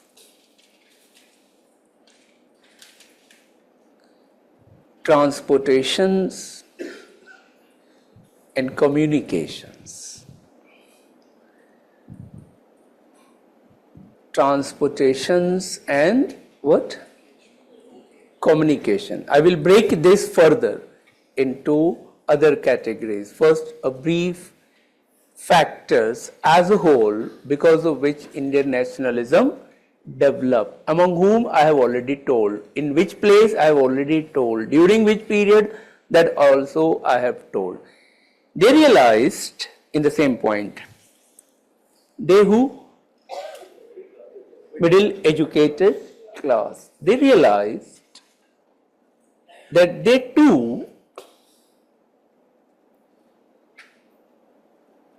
had shared history and culture, shared history and heritage, that would be better, shared history and heritage, shared values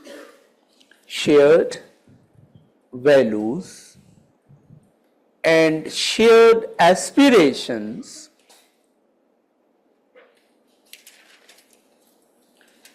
if not shared ethnicity, language and culture.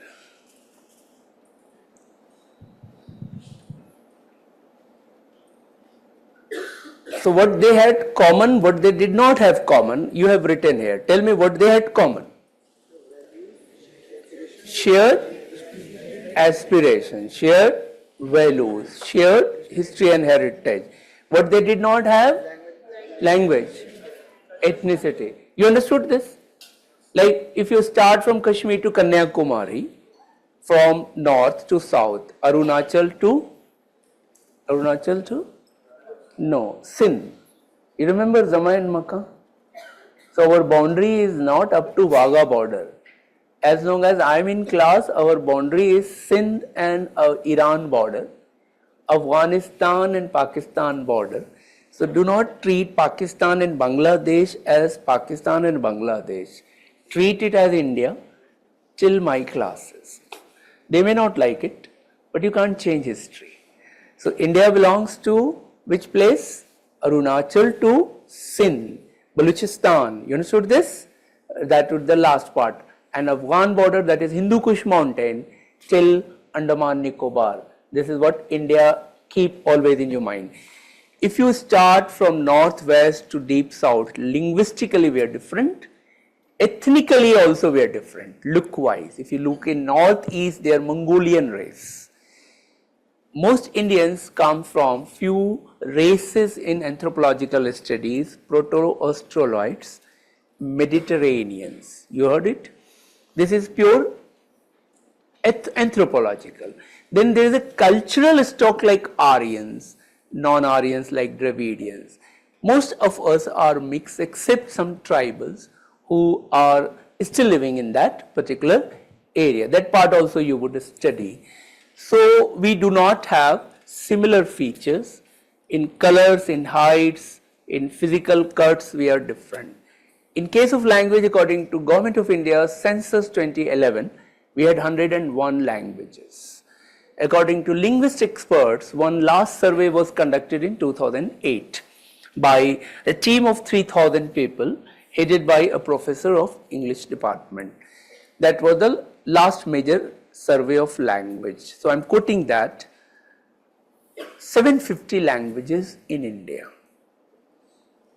Government of India says 101 because many language Government of India treated it as a dialect. The linguist expert said no, this is not dialect, this is a language. There is a difference between a dialect and language. For instance, Bhojpuri is a language. You got my point or not? But Awadhi is a dialect. You understood this? Now, Maithili is a language. You understood this? So, there are many languages in northeast, like Arunachal alone has more than 100 languages. Maximum language in any state in India, Arunachal Pradesh. Reason they have 100 plus tribes. Each tribe speaks their own language. But most of them do not have a script. You get my point? So there are many languages which is just oral, no script. I was told by my Kashmiri friend in 2004 or 5 and it was shocking to me, first time. What was that? That 80 to 90% Kashmiris do not know to write Kashmiri, they speak Kashmiri, but they write either Urdu or Hindi. But these are two different languages. But they just speak. So they can speak. One of my IPS friend, he is a Kashmiri, he was the only one among my circle of Kashmiri who could write Kashmiri, and I checked my other Kashmiri friend could not write. They did not know the script. So this is what the beauty. I'm sure if you know Hindi, you know both writing and reading. If you know Telugu, you know both reading and writing. I'm talking educated people. And similarly, among educated IAS, IPS Kashmiri who are Kashmiri, I don't know whether Umar Abdullah knows to write or not. I don't know, but I know many Kashmiri, more than 80% do not know to write. So, are in many states, they don't have a script. So, there is a state where they have a script, but they don't know to write, they know only to speak. There are people who do not have a script at all. So, we have varieties, more than 750 languages. Each language have many dialects. If you see just Hindi, how it is spoken in Eastern UP, different from Western UP. Different from Southern UP, different from Northern UP. If you go the same Hindi in Haryana, it is different. It looks very attacking. If you speak the same Urdu and Hindi in Lucknow, it is so polished and so sweet. कितने शीरी है तेरे लब के रकीब. शीरी मतलब sweet, लब मतलब lips, Raqib मतलब enemy or something dirty, something bad. Even if you say something bad from your lips, that's the first line. कितने शीरी हैं तेरे लब के रकीब, गालियां खा के बेमजा न हुआ. Are you getting? Even if you use abusive language, I don't mind it. It's so beautiful the way you spoke. That is Lucknow and Old Delhi. But if you come to Palwal, are you getting not? Jhajjar, please don't mind. I have many my friend in Haryana. In Urdu we call aap. At the best tum. In Jhajjar tu. This is same Hindi. Are you getting not? So Ghalib says, हर एक बात पे कहते हो तुम कि तू क्या है. हर एक बात पे कहते हो तुम कि तू क्या है. तुम ही कहो कि ये अंदाज़े गुफ्तगू क्या है. You getting my point or not? Now this line that I'm just telling you how beautifully Ghalib was from Old Delhi and his friend from Haryana. So he was just telling because of the gap between Delhi and Haryana is what? Border. Language different. This is the beauty of India, that how culturally, linguistically and food wise we are different. So the question was, can India become a nation? British said you can never, because you were always divided. Don't forget, when British came in India, 18th century India was literally divided. Mughals were on decline post Aurangzeb, and we have hundreds of princely states fighting against each other. You heard about Nawabs of Bengal to Awadh to Punjab, king to Marathas. Within Marathas you had Peshwas, and within Peshwa you had Sindhya, Holkar, Gaikwad, etc. They were all fighting. So British were right at that time. In 18th century India was divided. But 19th century many things happened in favor of India. One such good thing, that the British united India administratively. They united militarily, they united legally, and how you would learn with certain sub points which I have collected. I hope you understood this important point. What was the last sentence you wrote? Shared. Just giving an example, shared history and heritage. When you say, you heard about Harappa, Mohenjo-daro, do you feel that it is ours? ऐसा feel आता कि अपना है? Okay. But ये दोनों पाकिस्तान में. Yet you feel it is ours. That is shared history and heritage. Had you been ever in Ajanta? Have you ever seen Taj Mahal? Have you seen ever Konark temple in Odisha? ऐसा लगता है अपना है, ये भी अपना है, ये भी अपना है. But do you know Ajanta is a Buddhist cave? Taj Mahal is a Muslim graveyard. Ajanta, Konark temple is a Shaivite temple. Yet you feel it is ours. This is shared history and heritage. You may not believe in that religion, you may be an atheist, still you believe, ye hamara.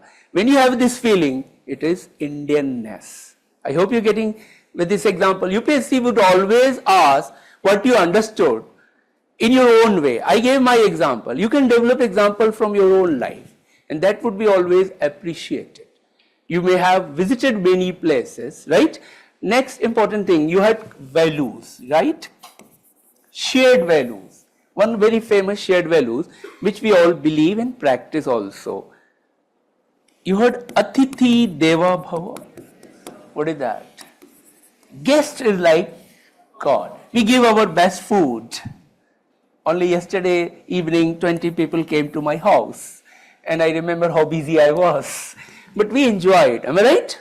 You enjoy it, you give best comfort.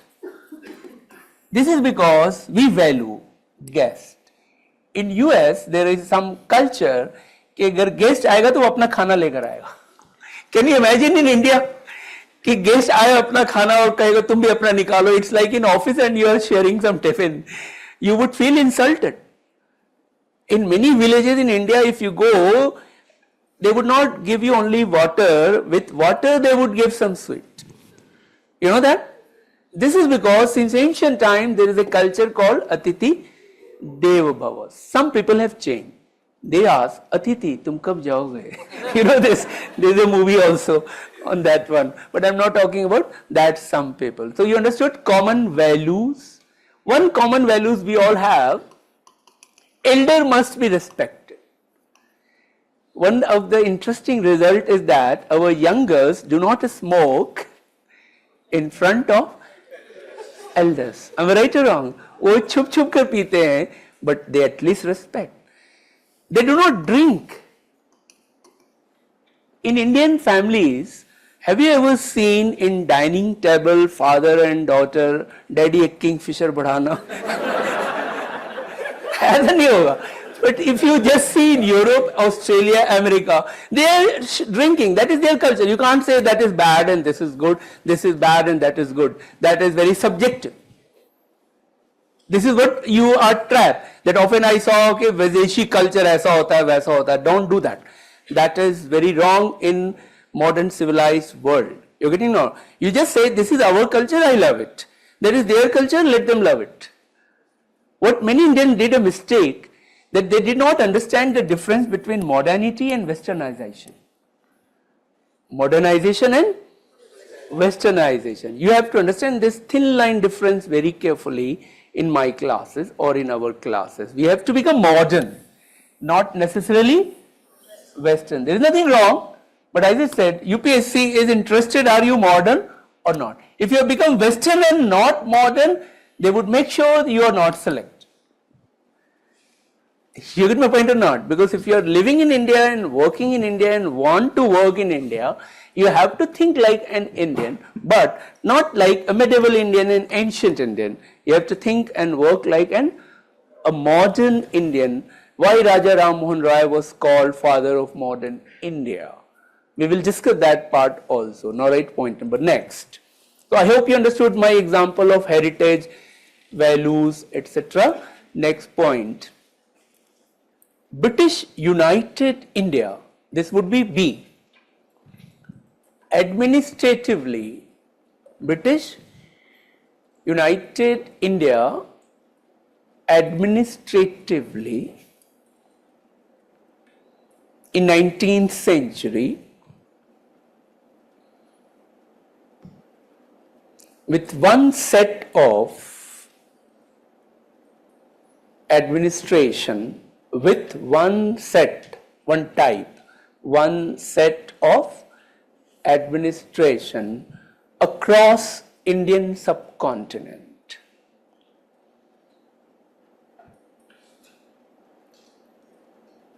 Which gave a sense of one nation. Which gave a sense of one nation. You had the office of, district collector, DM. You had the office of SP, superintendent of police. You go any part of India, you would find this office still exists. It was British who gave it. So this is our administrative unification, gave a sense of one India. Point number next. They also united India legally. They who?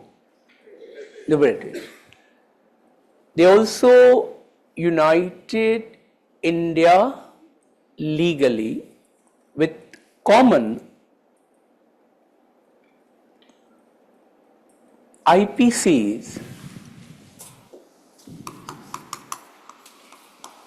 1860 and CRPC 1890. And if you look at the time, it is the same. You heard about 302 IPC? What? Murder. 307? Attempt to murder. 144? अभी मैं आ रहा था Connaught place पे, police का barricade था, लिखा हुआ था ये क्षेत्र दफा 144 के अंतर्गत आता है, इकट्ठा ना हो. More than 5 people are not allowed to assemble at any places, which is basis of curfew, is this section 144 of IPC, Indian Penal Code. And the most notorious among them, I'm sure you heard it. Cheating, fraud, so much so that we call it 420 hai ye banda. There is a movie called Shri 420 of Raj Kapoor, a very popular movie. It's one of the must-watch movie in my list of 10 movies. 10 books, 10 movies you must watch before you go to UPSC interview and essay hall. And few books. You would become much more mature after watching some Hollywood, some Bollywood, some Tollywood, some Lollywood, some Sandalwood movie. I'm not joking. Hollywood you all know, Bollywood you all know. What is Tollywood? Not South, Telugu. South बहुत बड़ा है. That is again a wrong term, South India. Okay, Telugu, Tollywood, Lollywood, Lahore and Calcutta. They are called Lollywood. Sandalwood, Kannada cinema. Sandalwood in Karnataka. These are all media terms. But never write in your interview DAF, you know DAF? Detail application form. In the hobby column, you love Bollywood movie. Never speak in interview, you love Bollywood movie or Tollywood movie. These are derogatory words in academic world. This is insult to Indian cinema. That you have copied it from Hollywood. You call it Hindi cinema, Tamil cinema, Telugu cinema. Now these are some etiquettes which I learned from interview, and the board members would be very angry the moment you said Bollywood. Chairman would be angry in UPSC. How can you say that? You don't know. Media language is very dangerous. Be careful. Most of the media and social media, they write it because they love it. They have their own audience. You have to be cultured and civilized in your language, both in written and in oral form. You get my point or not? This is very important part of your entire exam. The moment you slip your language, it can damage your entire interview. Sometimes only one line can damage. Many students who get 100, 110, 120 in interview, not because they lack knowledge. All students who appear in interview have minimum knowledge. That is why they enter in interview hall. If they are getting less than 130, 140, it means they did something terribly wrong, injustice to themselves. That is why one of my student, he got 2 years back, got only 98. His batchmate, he got 193. The person who got 193 is an IPS today, and the person who wrote 98 could not clear even this year main. And last year he got how much? 98. So after his interview marks came, I asked, did you tell lie in the interviews? He said 4 times. And the moment you say one lie, you are gone. They would catch you. You may not notice that they have noticed. You get to my point. You cannot bluff them. So you have to be 100% honest. Suppose you got poor marks in your 12th and you gave a justification which is not acceptable.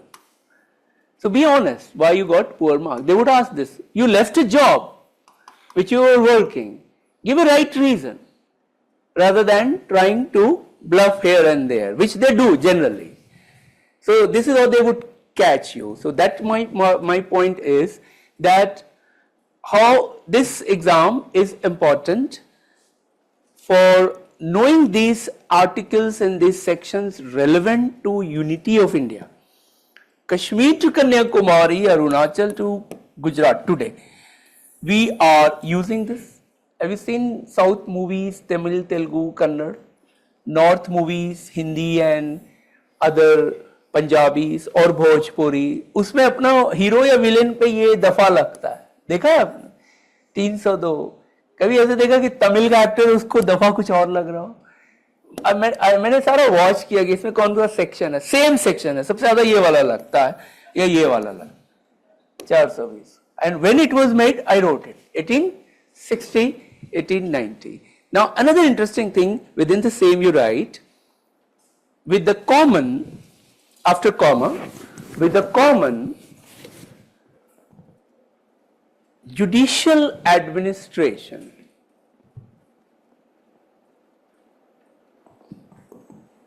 With a common, what I said? Judicial administration. Let me give an example. They had firstly 3 high court, Bombay, Madras and Calcutta. This high court were established in 1865. Then 1866 they made a UP high court. At which place? No. First at Agra and then after 1 year shifted to Allahabad. Now you got it, 2 marks extra for your prelims, that the first UP High Court was at which place? Agra. Then after 1 year it was shifted to Allahabad. Till now it is at Allahabad. They have a bench at Lucknow. You know that? Now then series of high courts, that today you have around 24 high courts in India, if I am not wrong. Northeast would have 1 high court for all states at Guwahati. There are some states like Bombay and Goa, like Punjab and Haryana, like Kerala and Lakshadweep, which shares high court with others. You know that? There are some high courts which is not in the capital city, like UP, it's not in Lucknow. Tell me some high courts which is not in capital city. Assam has in Guwahati, that is Dispur and Guwahati same. Yes? Gujarat, where is it? It's the same city. It's like Karol Bagh in New Delhi. Guwahati and Dispur is also same. I have seen both the city, Ahmedabad, Gandhinagar. Gandhinagar is adjacent. It's an extension of Ahmedabad. Punjab and Haryana at Chandigarh, right? Because Chandigarh is a union territory. In Uttarakhand, you're right, Nainital, and the capital is, I suppose, Dehradun, right? In Madhya Pradesh. In Madhya Pradesh, the capital is Bhopal, but their high court, I suppose, is in Jabalpur. Similarly, in Rajasthan, I suppose, no, Rajasthan they have in Jaipur. One more state I am forgetting. Goa and Maharashtra shared, I said, but I am asking which is not in the capital city. Jharkhand. अब तो हो गया Ranchi, earlier they had Patna, now it is. Chhattisgarh कहाँ है? Bilaspur, right? Thank you. So have you noticed how many questions I gave you for your prelims? This I'm just telling you that this is the line on which you should prepare for your prelims. This is my point of telling that when you prepare, so a student who has prepared high court right from the beginning till now, and one question would be asked in prelims or main, you would never miss the question. That is how you should understand how the question can be framed. Now, what is the point I wanted to tell? A person who did his law from Calcutta could work in Madras, can become a judge in Bombay, can marry in Delhi, children brought up in Bangalore. Such person would think as an Indian rather than as a Bengali or a Marathi or a Madras. That is the point. The British brought this for their own cause, but it brought a very positive result. This is called blessing in disguise. You understand this? They did not bring it this purpose that you Indians come together and become Indian. They did it for their administrative purpose, but that administrative purpose brought another positive result. It united Indian who were otherwise very diverse. This is the point you have written. Now write point number next. The cultural awakening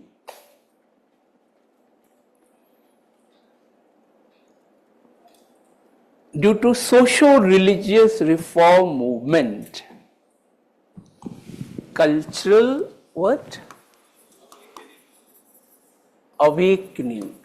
Two words I am writing.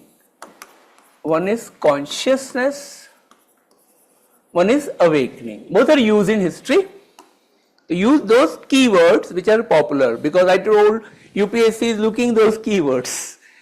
Cultural awakening oblique consciousness, और क्या बोला? Due to socio-religious reform movement also helped in uniting a section of urban Indians, also helped in uniting a section of urban Indians when they met regularly for common projects of social reforms. When they met, what I said after? Regularly for common social project or social reform project, from Raja Ram Mohan Roy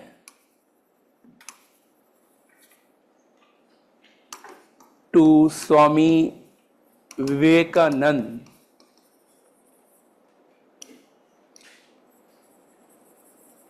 Days.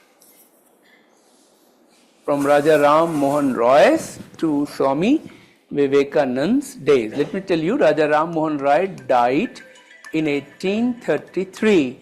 Vivekanand died in 1902.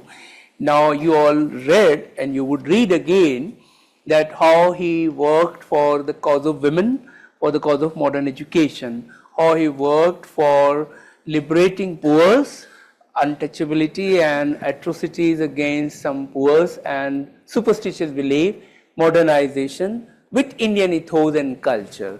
So these people were traveling. This man was traveling in different parts of Bengal, then different parts of India. He went to England also. He died in England. Okay? This man traveled US, he traveled Europe, and he traveled across India. He met diverse type of people. Now they had certain social goals, spiritual goals that you would learn in socio-religious reform movement. But how, for the same cause, a Bengali and a Marathi and a Punjabi and a Tamil met in 19th century. This developed a cultural awakening, and that cultural awakening led to a national awakening. This is the point which is linked to this. You understood this? Though they had their own purpose, they did not have that idea of India, that you all Indians politically unite. But we are talking what factors helped in uniting us politically. One such was socio-religious reform movement. Just like the British had another objective when they introduced legal system, but one positive outcome was political unification. Similarly, social reform of Raja Ram was like sati, like education, had a different target, but the same objective. Some people in Maharashtra, some people in Tamil also fought. So they joined hands together. This joining hands together is the key part for developing of Indian nationalism. I hope you understood it. So what is the takeaway from this movement? The takeaway is rise of Indian nationalism. Now write point number next. Let me clarify, this topic which we are discussing is little thoughtful. It requires time, it requires many readings, many questioning. So do not think that you can understand everything today. I hope you're getting my point. I told you, never rush to any conclusion, give some time. Just like certain food requires certain time to digest. You ask any doctor, different foods would take different time. Vegetables takes less time than non-vegetables in general. Paneer would take more than non-vegetable. Ask any doctor. Sometimes 4 days, 5 days to digest. That is why they advise don't eat paneer too much, too often. So good doctors would always give a list, weekly list, that you cannot have more than this quantity in a week, frequency wise. Similarly, in reading, you cannot rush that I have to finish today. I have only this month, I have only this year. This is again a very bad strategy. One more lesson, and this lesson is in the early days of your preparation. Early days means early months also, and these months can be more than 12 months of your preparation. Time should not be the consideration. Understanding of a theme with maximum output should be your consideration. Some people, for one theme, may take 2 days, some 3 days, some 4 days, some 5 days.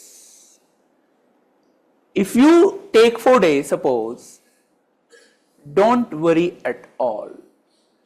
Point is that unless you finish this, do not see the watch or the calendar.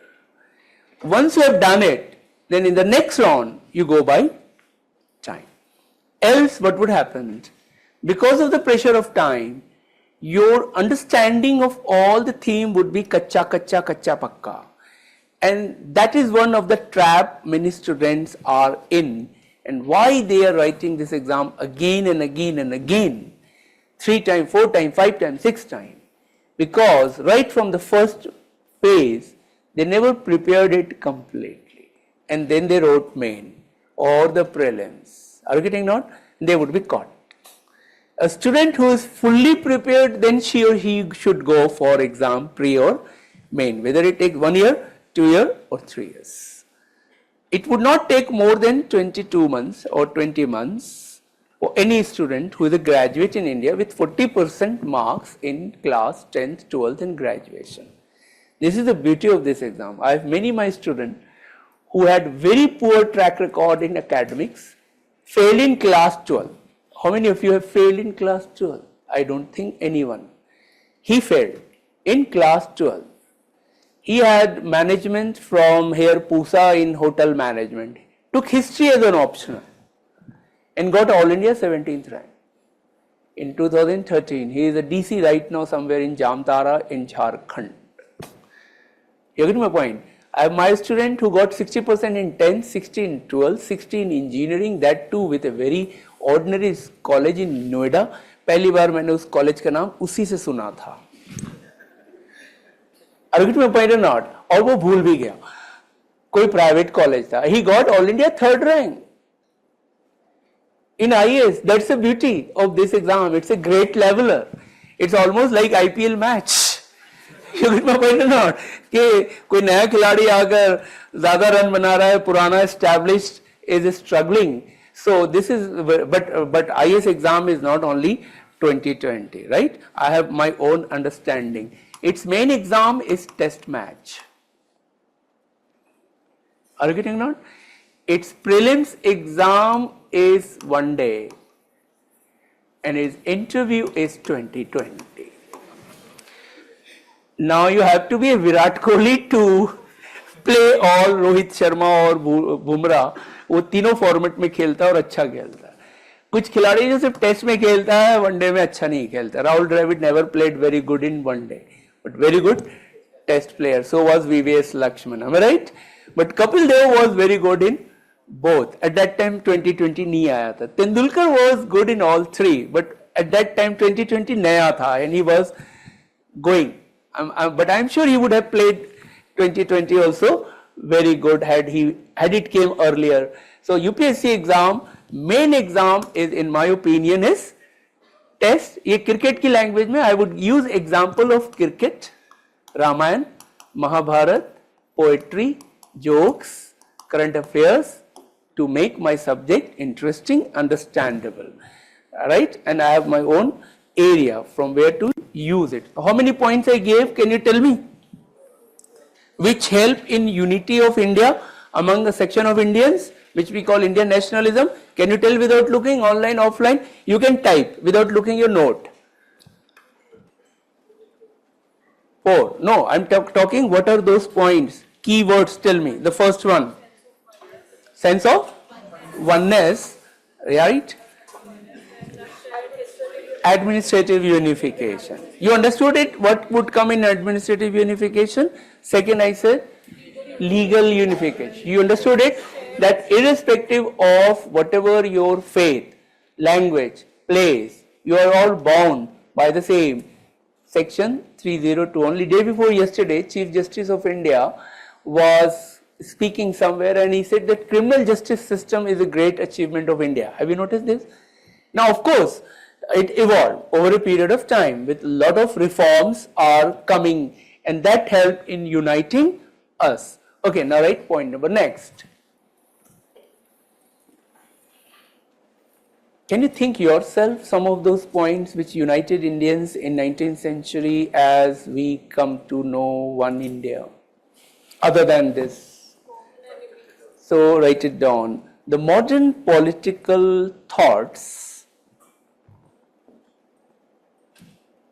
like liberty, equality, fraternity, and justice. Where do you read these words? Preamble. Inspired, educated Indians. Inspired, educated Indians who worked to achieve these political ideals, to achieve these what? Political ideals in a society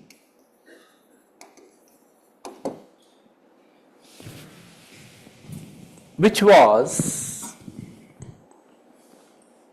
almost a slave. So you needed liberty. Hierarchical. So you needed equality. Write it down. In a society which was almost slave, hierarchical,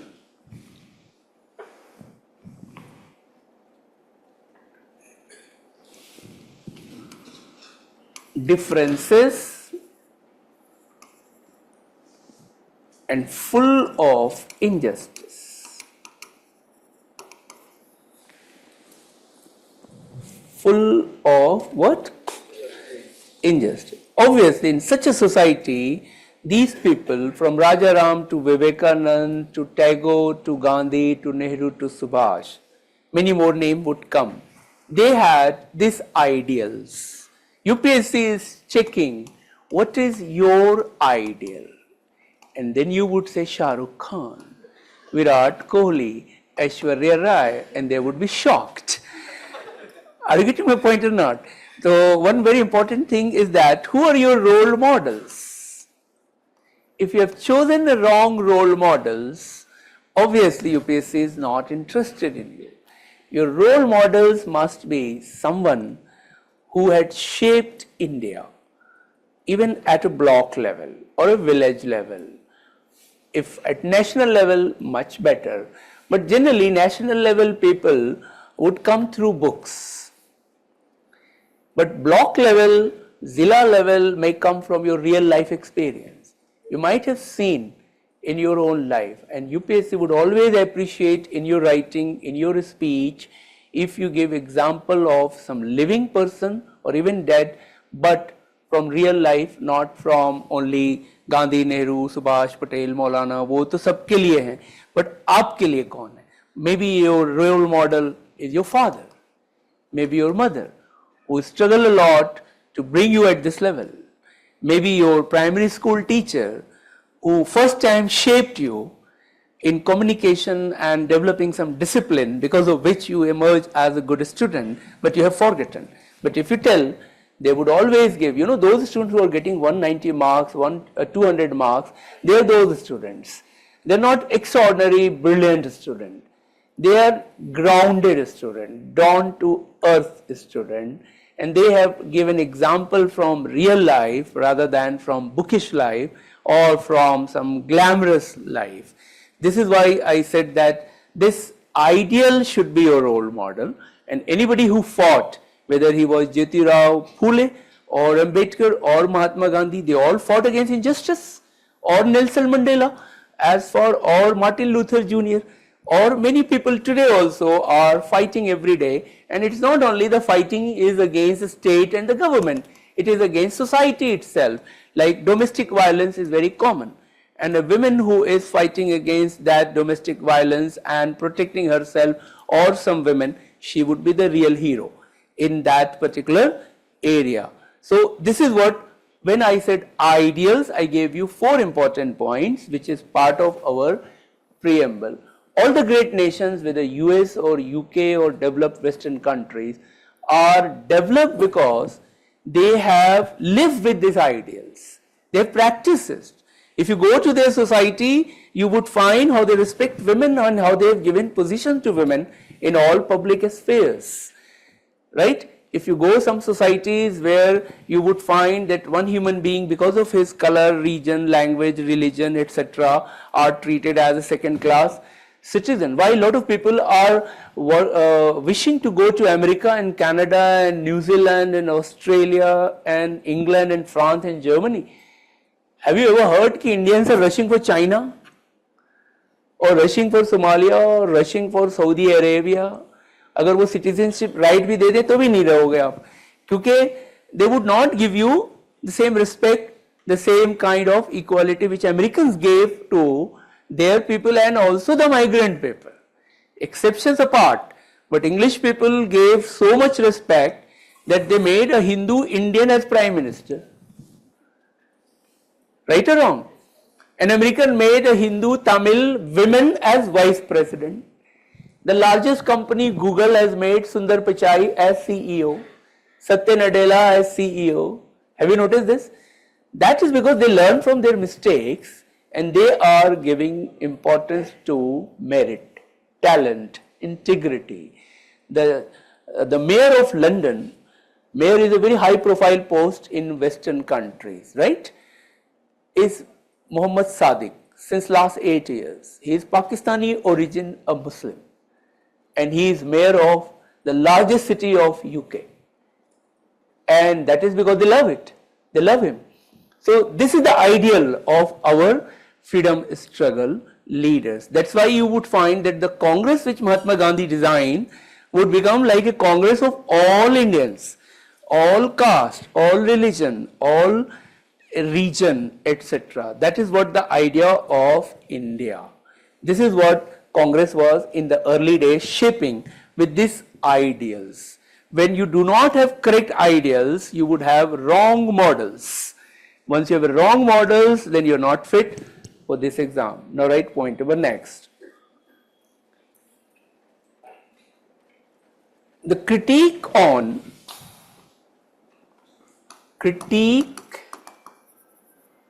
on Indian, sorry, just corrected, critique on British Indian economic policies such as drain of wealth. You heard it? Poverty, high rate of taxation, famine,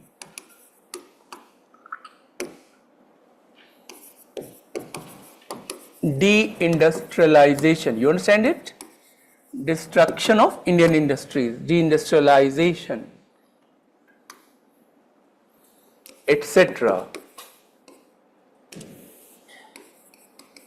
helped in uniting aware, educated,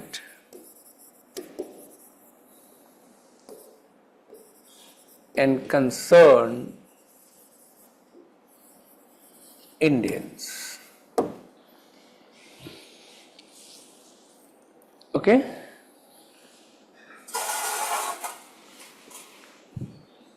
Deindustrialization, etc. helped in uniting educated Indians. You know, Dadabhai Nauroji to Gokhale to Tilak to many others, he started writing on these topics which I have written with inverted comma. In those days, which you have written 1860s, 70s and 80s, and that helped in uniting because it was affecting all Indians. Is that clear? So this is one of the reasons for the rise of Indian nationalism. Next point you write.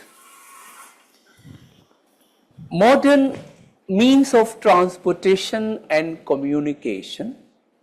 Modern means of transportation and communication such as, tell me, much larger than railways, people always forget it. No, in terms of transportation, roads, railways,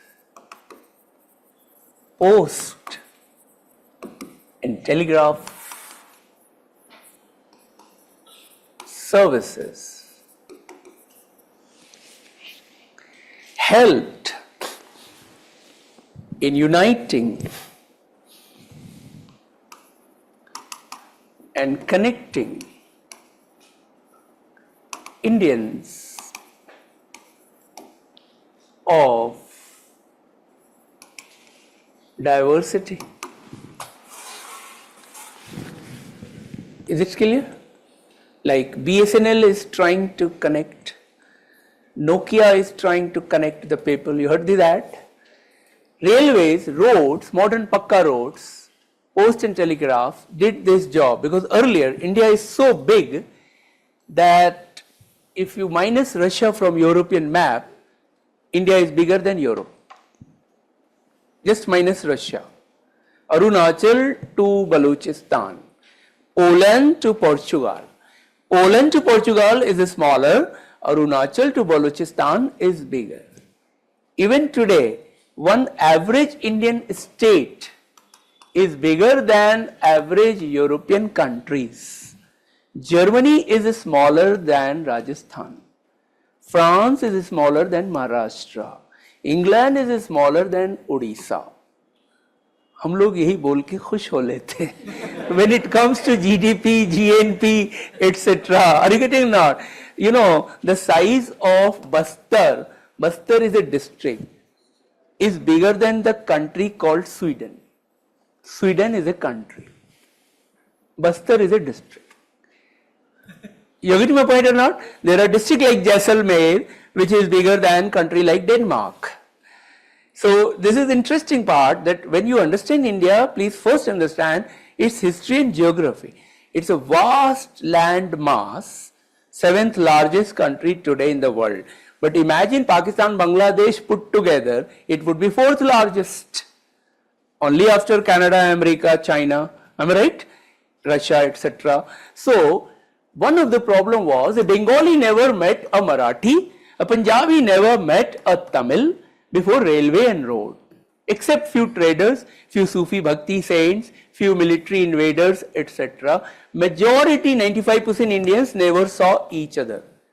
when you never meet each other, you always develop stereotype images.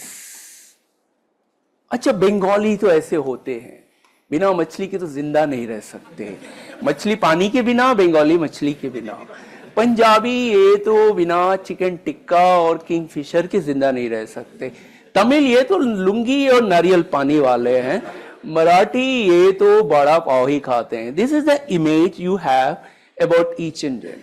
I checked many students in Tamil Nadu, Karnataka, Andhra. What is your opinion about North Indians? Initially they were shy. When I opened up, they also opened up. Sir, they are very aggressive. Sir, they are very money-minded. Sir, they uses very abusive languages, etc. I said, have you ever heard about Dr. Manmohan Singh? Have you ever heard any sentence which you can say abusive, any aggressive? कितना शरीफ आदमी है. Am I right or wrong? And they said, sir, but corruption तो है. मैंने कहा, but you heard about Jayalalitha? Are you getting my point? You heard about A. Raja, Kanni Moji. They were all in the big scams. You heard about Vijay Mallya, Karnataka. उस वक्त बड़े news में रहते थे, right? And APJ Abdul Kalam was very honest from Tamil Nadu. Manmohan Singh very honest from North. Vajpayee very honest from North. So you have all type of people all over India. This would only come to you when you are educated, when you travel. Most Indians not educated, not traveled, so they would have a stereotype image. But once railway and road connected them, then they were shocked. अरे ये तो बंगाली हमारी जैसा, same आंखें, वैसी नाक, वैसी कान, हम तो समझते थे कुछ अलग होगा, एलियन सा होगा. You're getting or not? So this stereotype images is corrected only when you meet, only when you study. UPSC is checking before coming to exam hall how well you have read, how much you have visited India or you know India. You know, after selection, they take a Bharat Darshan for all the bureaucrats. You know that? In the very beginning of their career. Why so? क्योंकि बहुत सारे young लड़के लड़कियों ने आज तक समुंदर नहीं देखा, तो वो ले जाएंगे, देखो ये समुंदर, अभी तक तुम यमुना को ही समुंदर समझ रहे थे. You're getting it not? फिर वो ले जाएंगे डेजर्ट जैसलमेर, देखो ये बालू ऐसे है, हाथ में उठाओगे ऐसे रहेगा, हाथ में ऐसे करोगे गिर जाएगा. You never had tasted a balu or sand in your hand. And mostly this is the culture of Arunachal, this is of Tamil Nadu. You see and respect them. So that when you come for administration in secretariat, don't be prejudiced. Don't see them from your lens. You get my point or not? You will love your culture, your food, your dress, but that is their culture. This is protected under Article 29 and 30. So this is why they want to give you a practical exposure of real India through Bharat Darshan. But imagine a student who have already visited 4 or 5 states, already have read some good books and movies. So in their writing and in their interview, it would be reflected. That is why this exam means those who have open eyes, open ear, right, and who have a very good smell of all type of things in India, she or he can write. So how the British helped in uniting, but don't forget, they did not bring railway for this purpose. Their purpose was one is economic exploitation, one is military movement. But something which happens naturally, you can't stop it. This is called blessing in disguise. They never made railway that you take a train and go to Jabalpur and meet your Mausi. But that also happened. You know, one historian wrote, railways and paper currency. Railways and paper currency brought lot of social changes. I am talking about political unity only. But in optional history we teaches also how it brought social changes. Just giving an example. Untouchability is very common in India for centuries, till late 19th century and early 20th century. Thanks to railway, it was challenged. First time in a big way. You know how? Overcrowded compartment, in untouchability, you can't touch physically the person or you can't touch the place where somebody has sit earlier, right? But in train, he also bought ticket, you also bought ticket.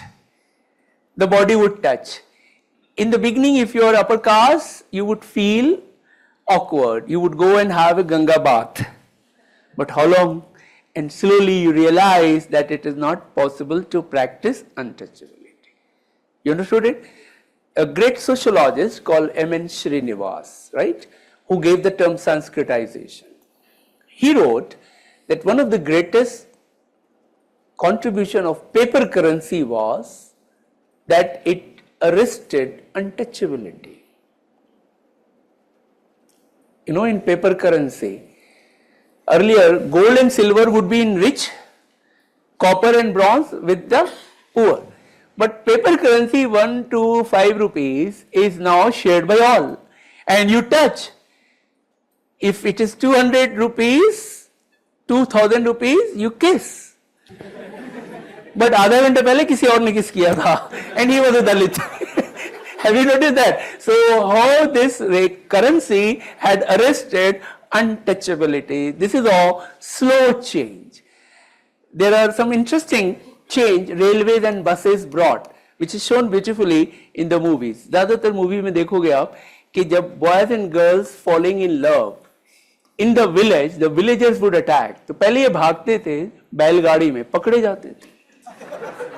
अब rail से भागेंगे, बस से भागेंगे, पकड़ ही नहीं सकते आप. So both the boys and girls would sing the song, आज फिर जीने की तमन्ना है, आज फिर मरने का इरादा है. Movie is Guide.